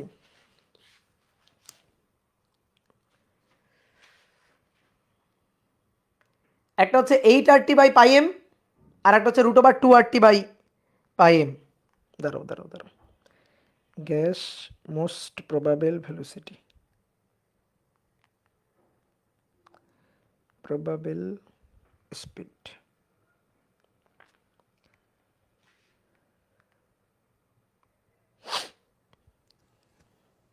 হ্যাঁ 2RT বাই m, ঠিক আছে 2RT বাই m, ঠিক আছে। তাহলে মোস্ট প্রবাবল ভেলোসিটি হবে 2RT ডিভাইডেড বাই বড় হাতের M √2KT, RT লিখলে বড় হাতের M, KT লিখলে ছোট হাতের M। প্রমাণ কই ভাই, প্রমাণ লাগবে না, ঠিক আছে, আমাকে বিশ্বাস কর। আর একটা হচ্ছে গড় বেগ, এটা তুমি জানো, এটা তুমি পরিচিত। গড় বেগ হচ্ছে C অ্যাভারেজ। গড় বেগ কিভাবে, এই যে অণুগুলার বেগ C1, C2, C3, C4, C5 দিয়ে আমরা যখন ওই যে গড় হিসাব করছিলাম C average, C1 plus C2 plus ... CN divided by N, এটা হচ্ছে গড় বেগ। তাহলে গড় বেগের জন্য সূত্র হবে √8RT ডিভাইডেড বাই পাই, নিচে পাই বড় হাতের M, তারপরে √8KT ডিভাইডেড বাই পাই, নিচে ছোট হাতের M। এই তিনটা সূত্র একটু মাথায় রাখবা, ঠিক আছে, এই তিনটা সূত্র একটু মাথায় রাখবা। প্রমাণ লাগবে না, না প্রমাণ লাগবে না, খবরদার। তাহলে তোলো সূত্রগুলো, সূত্র তোলো।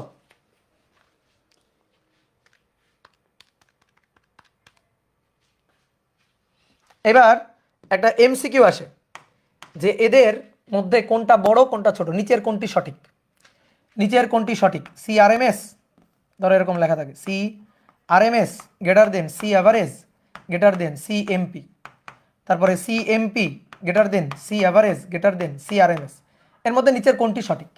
তো কোনটি সঠিক আসলে আমরা বুঝি, RT বাই M সেম আছে, এটা √3, এটা √2, 8 ভাগ পাই মানে 3.1416, তো 8কে যদি 3.1416 দিয়ে ভাগ দাও তাহলে 2 পয়েন্ট সামথিং, এটা 2 পয়েন্ট সামথিং, এটা 2, এটা 3, তাহলে সবচেয়ে বড় কোনটা, এটা। তারপরে 2 পয়েন্ট সামথিং, √8 বাই পাই মানে √2 পয়েন্ট সামথিং, তারপরে এটা, তাহলে CRMS সবচেয়ে বড়, তারপরে হচ্ছে C অ্যাভারেজ এবং তারপরে হচ্ছে CMP, ঠিক আছে। তো এটা মাথায় রাখবা, অনেক সময় MCQ এর জন্য আসে। ওকে, চলো। প্রমাণ ছাড়া মুখস্থ হয় না, একটু করে নিতে হবে মুখস্থ। এর প্রমাণে খবরদার, খবরদার, এর প্রমাণ নাই, এর প্রমাণ নাই।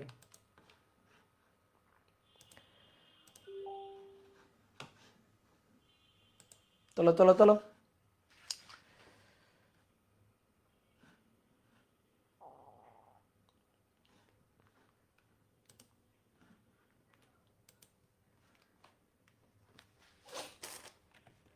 ক্লাসে আসি।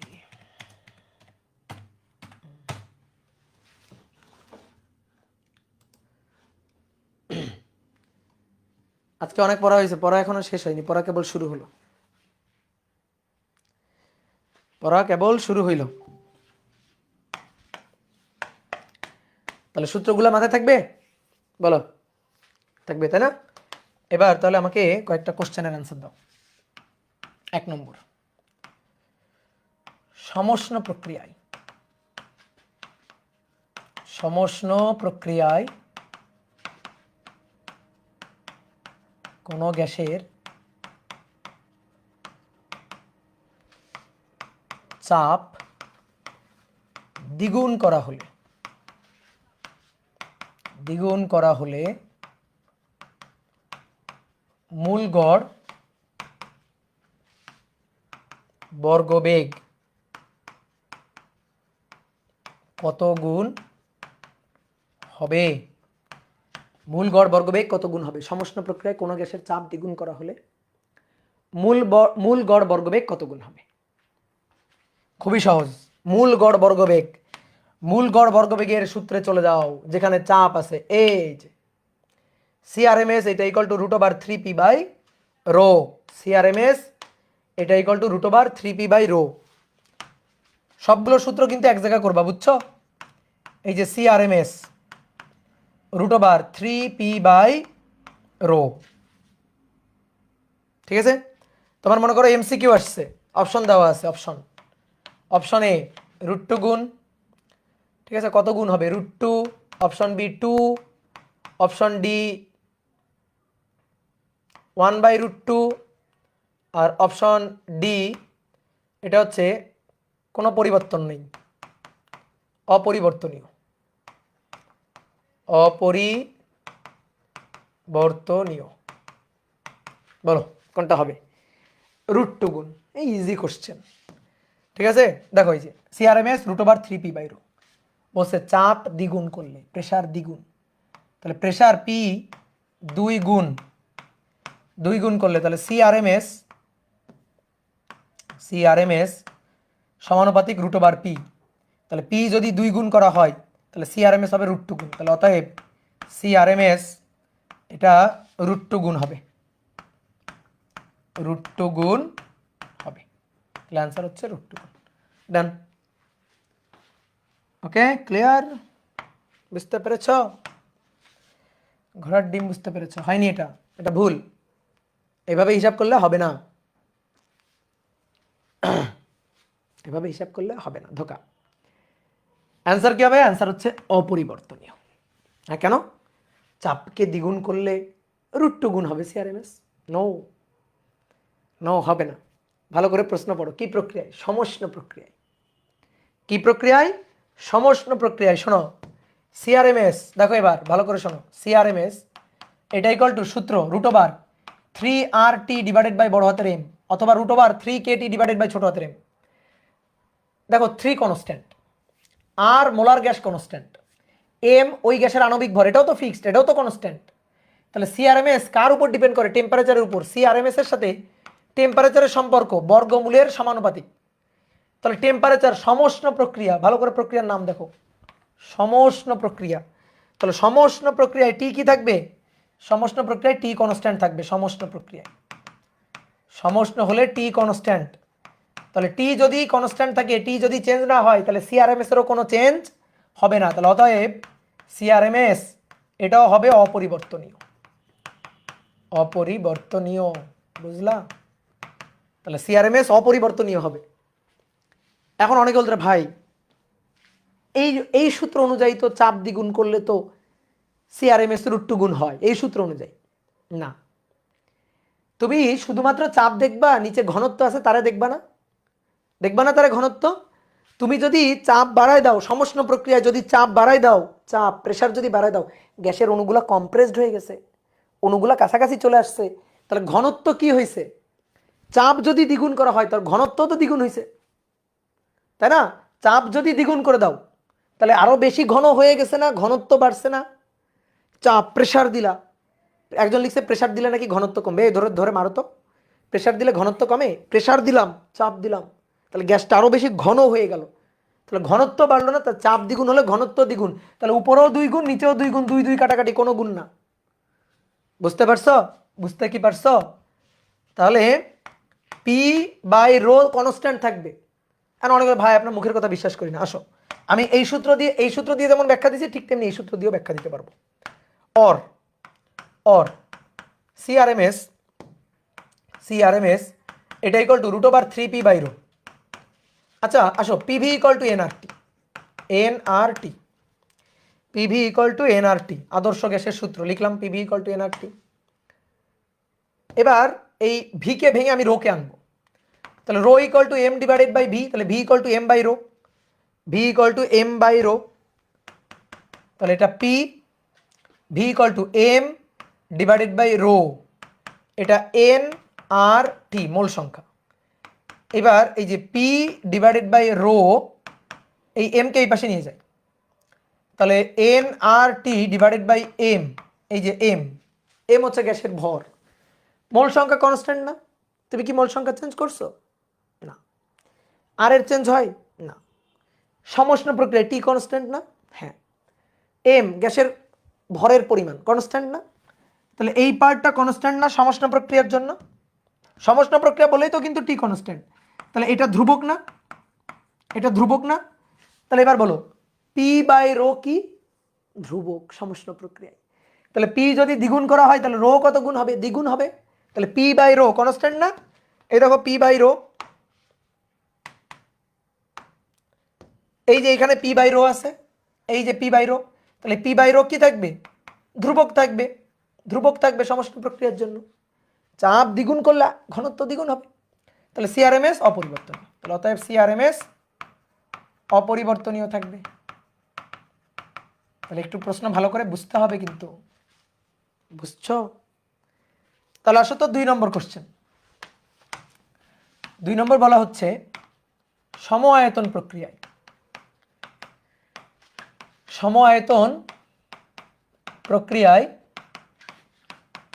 চাপ দ্বিগুণ করা হলে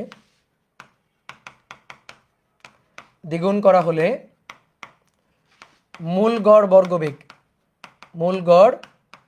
বর্গবেগ কত গুণ হবে? মূল গড় বর্গবেগ কত গুণ হবে? অপশন এ √2 গুণ, অপশন বি 2 গুণ, অপশন সি 1/√2 গুণ, অপশন ডি নান। ঠিক আছে, সম আয়তন প্রক্রিয়ায়। বলো এবার কি হবে? এবার কি প্রক্রিয়া বলছে ভালো করে বোঝো? সম আয়তন প্রক্রিয়া, তাই না? তাহলে সম আয়তন প্রক্রিয়ায় চাপ দ্বিগুণ করা হলে মূল গড় বর্গবেগ, তুমি কোন সূত্র দিয়ে ব্যাখ্যা দিবা? আজ ভাই যেটা খুশি। আচ্ছা ধরো সিআরএমএস এটা ইকুয়াল টু √, যে ভাই আমি 3RT ডিভাইডেড বাই এম এটা দিয়ে ব্যাখ্যা দিব। বলো আর এর কোনো চেঞ্জ হয়েছে? এম এর কোনো চেঞ্জ হয়েছে না? টি এর কি কোনো চেঞ্জ হয়েছে?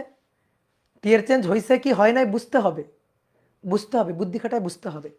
কি প্রক্রিয়া, নাম কি? সম আয়তন প্রক্রিয়া। সম আয়তন প্রক্রিয়া মানে ভি কি? ভি কনস্ট্যান্ট, তাই না? তাহলে ভি কনস্ট্যান্ট থাকলে কার সূত্র? বলো কার সূত্র? ভি কনস্ট্যান্ট থাকলে চাপ আর তাপমাত্রার সম্পর্ক, চাপীয় সূত্র না? লাস্টেরটা না? পি আর টি এর সম্পর্ক না? তাহলে ভি কনস্ট্যান্ট থাকলে পি এর সাথে টি এর সম্পর্ক কেমন? সমানুপাতিক। তাহলে সম আয়তন প্রক্রিয়ায় চাপ দ্বিগুণ করা হয়েছে, আর কি আমার বলতে হবে? সম আয়তন প্রক্রিয়ায় চাপকে দ্বিগুণ করা হয়েছে 2 গুণ, তাহলে তাপমাত্রা কয় গুণ হবে? অবশ্যই 2 গুণ হবে। বুঝলা? তাহলে চাপ যদি দ্বিগুণ হয় তাপমাত্রা কয় গুণ হবে? তাপমাত্রা দ্বিগুণ হবে। এই যে তাপমাত্রা কত গুণ এটা খুঁজে বের করতে হবে। দেখো সিআরএমএস কার উপর ডিপেন্ড করে? ইজ অনলি ফাংশন অফ টেম্পারেচারের উপর ডিপেন্ড করে। তাহলে আমার চাপ কত গুণ করা হইলো ওটা দিয়ে আমার কাজ নেই, আমার দেখতে হবে চাপ এত গুণ করা হইলে তাপমাত্রা কত গুণ হয়েছে? তাপমাত্রা 2 গুণ হবে, কারণ পি আর টি সমানুপাতিক। তাহলে টি দ্বিগুণ হয়েছে, এই যে কাজ শেষ। তাহলে টি 2 গুণ, তাহলে সিআরএমএস টি এর সাথে বর্গমূলের সমানুপাতিক। ওকে, তাহলে অতএব সিআরএমএস এটা হবে √2 গুণ, সিআরএমএস এইটা হবে এবার √2 গুণ। তাহলে এবার অ্যান্সার হবে √2 গুণ। এবার ঠিক আছে। কেউ যদি বলো ভাই আপনি তো এটা দিয়ে ব্যাখ্যা দিলেন, আমি যদি এটা দিয়ে ব্যাখ্যা দিই, আমি যদি সিআরএমএস এটা দিয়ে ব্যাখ্যা দিই √3p/ρ, নো প্রবলেম। তাহলে পি যদি দ্বিগুণ হয় তাহলে সিআরএমএস √2 গুণ। ভাই রো চেঞ্জ হবে না তো, রো তো কনস্ট্যান্ট। কেন? ওই যে সময় আয়তনে যেহেতু। কেমনে? পিবি = এনআরটি, একেবারে সূত্র দিয়ে বুঝাই দিচ্ছি। ওকে, তাহলে পি m/ρ এনআরটি, তাই তো, এনআরটি।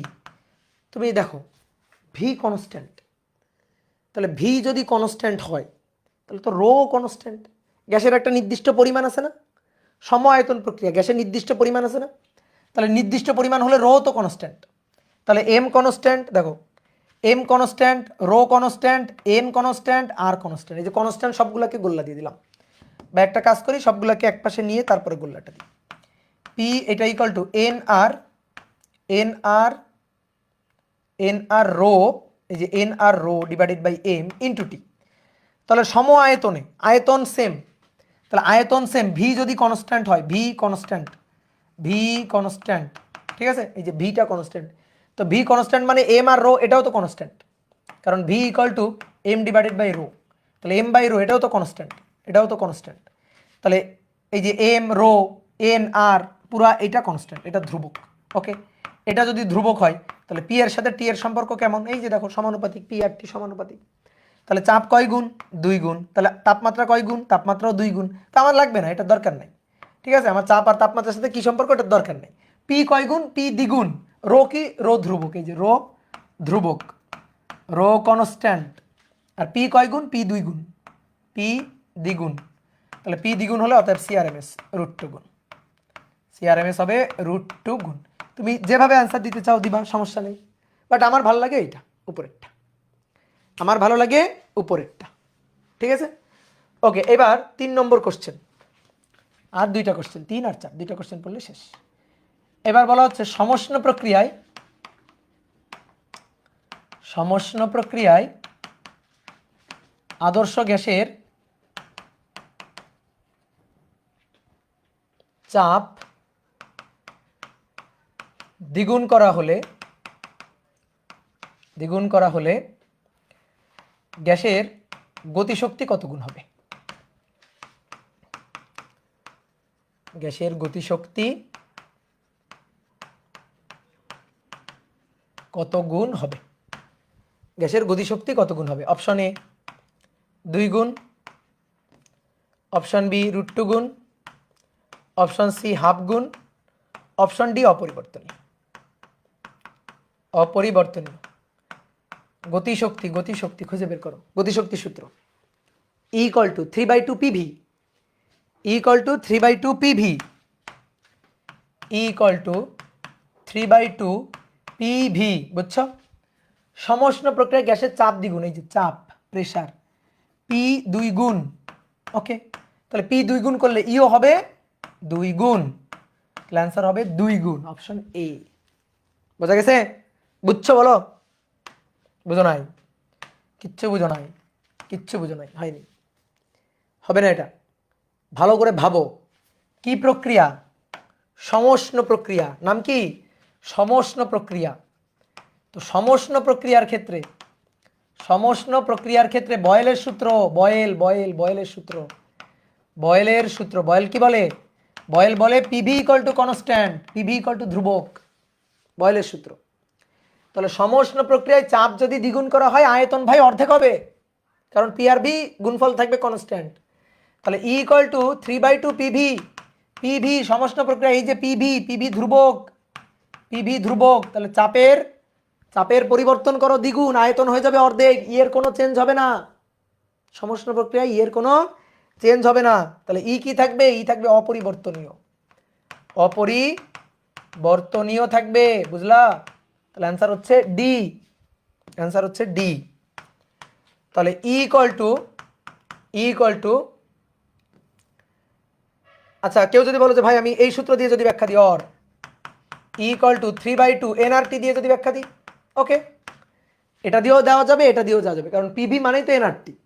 এবার 3/2 এনআর কনস্ট্যান্ট, ধ্রুবক, এটা ধ্রুবক। এবার বলো ই এর সাথে টি এর সম্পর্ক, দেখো সমানুপাতিক। এবার টি কয় গুণ? সমষ্ণ প্রক্রিয়ায় কোনো গুণ না, তাহলে টি সমষ্ণ, ফিক্সড, সমষ্ণ ধ্রুবক, ঠিক আছে, সমষ্ণ। তো সমষ্ণ হলে কোনো চেঞ্জ নাই, তাহলে ই এরও কোনো চেঞ্জ হবে না, ই হবে অপরিবর্তনীয়। বুঝলাম? আচ্ছা তাহলে বলো তো কাহিনীটা কি, হোয়াট ইজ দ্য কাহিনী? বলো। কাহিনী হচ্ছে গ্যাসের গতিশক্তি, গ্যাসের মূল গড় বর্গবেগ is only function of temperature. চাপের কি পরিবর্তন করা হলো আমি শুনতে চাই না, আয়তনের কি পরিবর্তন করা হলো, ঘনত্বের কি পরিবর্তন করা হলো তুমি আমাকে এসে বলতেছো, আমি শুনতে চাই না ভাই। আমি তোমাকে জিজ্ঞেস করবো তাপমাত্রার কি পরিবর্তন করা হলো, সেইটা আমারে বলো। তাপমাত্রার কি পরিবর্তন করা হলো এইটা যদি আমি জানি, তাহলে আমি গতিশক্তির কি পরিবর্তন হয়েছে, মূল গড় বর্গবেগের কি পরিবর্তন হয়েছে এইটা আমি জানতে পারবো। তাহলে মূল গড় বর্গবেগ বা গতিশক্তি কার উপর ডিপেন্ড করে? অনলি কার উপর ডিপেন্ড করে? টেম্পারেচারের উপর। অন্য কেউ চেঞ্জ হোক বা না হোক ম্যাটার করে না, তাপমাত্রার চেঞ্জ হয়েছে কিনা এটাই তোমার দেখতে হবে। কি কথা বুঝছো? এটাই তোমার দেখতে হবে।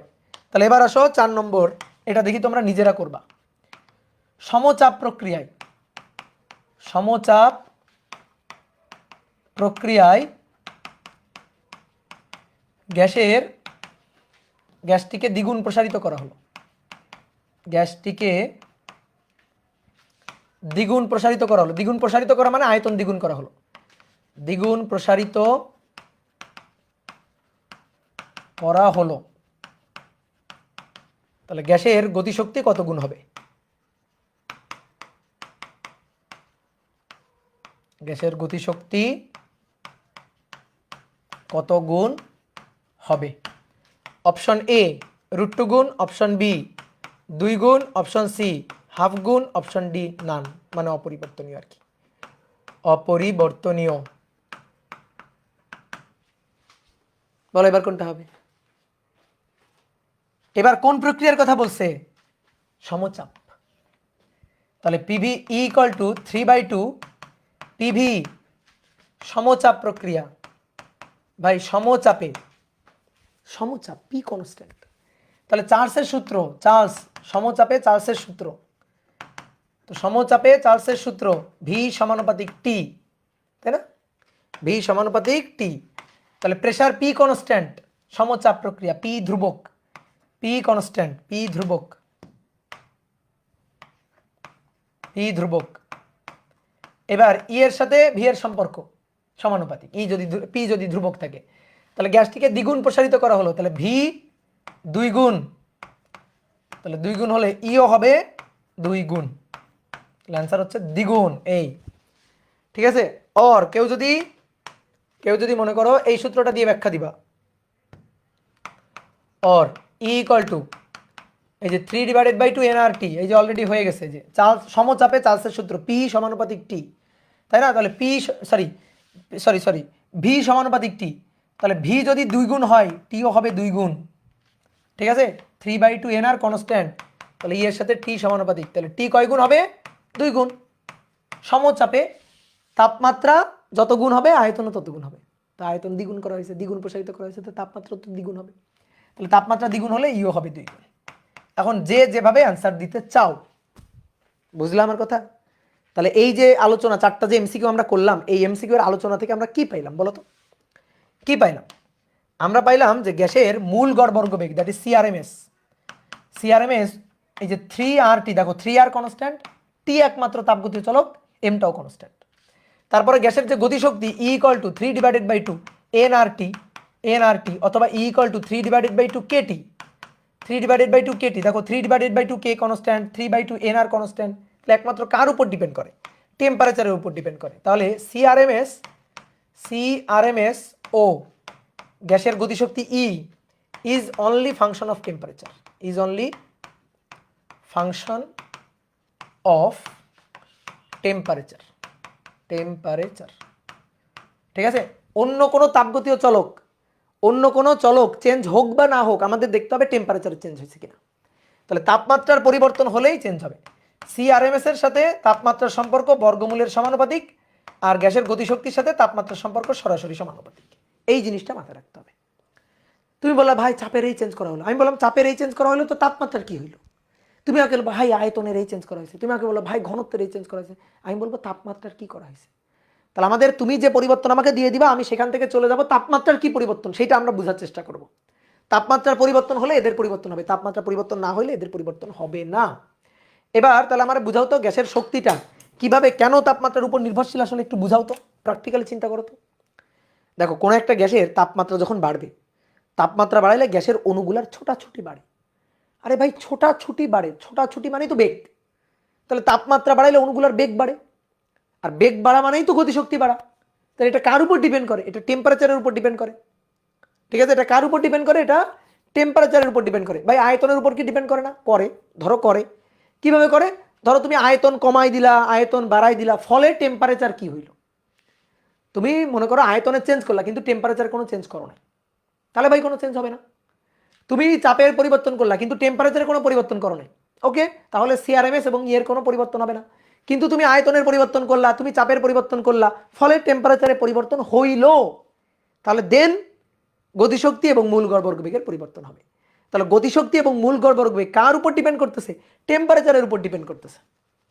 ঠিক আছে, টেম্পারেচারের উপর ডিপেন্ড করতেছে। তাহলে টেম্পারেচারের উপর ডিপেন্ড করে বিধায় এগুলা শুধুমাত্র টেম্পারেচারের ফাংশন। আমাদের টেম্পারেচারটা দেখতে হবে যে টেম্পারেচারে কি চেঞ্জ করা হয়েছে, বোঝা গেছে? তাহলে এবার সূত্রগুলো খুব সুন্দর করে বাসায় পড়ে রাখবা। নেক্সট দিন আমরা ম্যাথ প্রবলেম সলভ করব। ঠিক আছে, ঠিক আছে, নেক্সট দিন আমরা ম্যাথ প্রবলেম সলভ করব। আজকে এই পর্যন্ত, টাটা।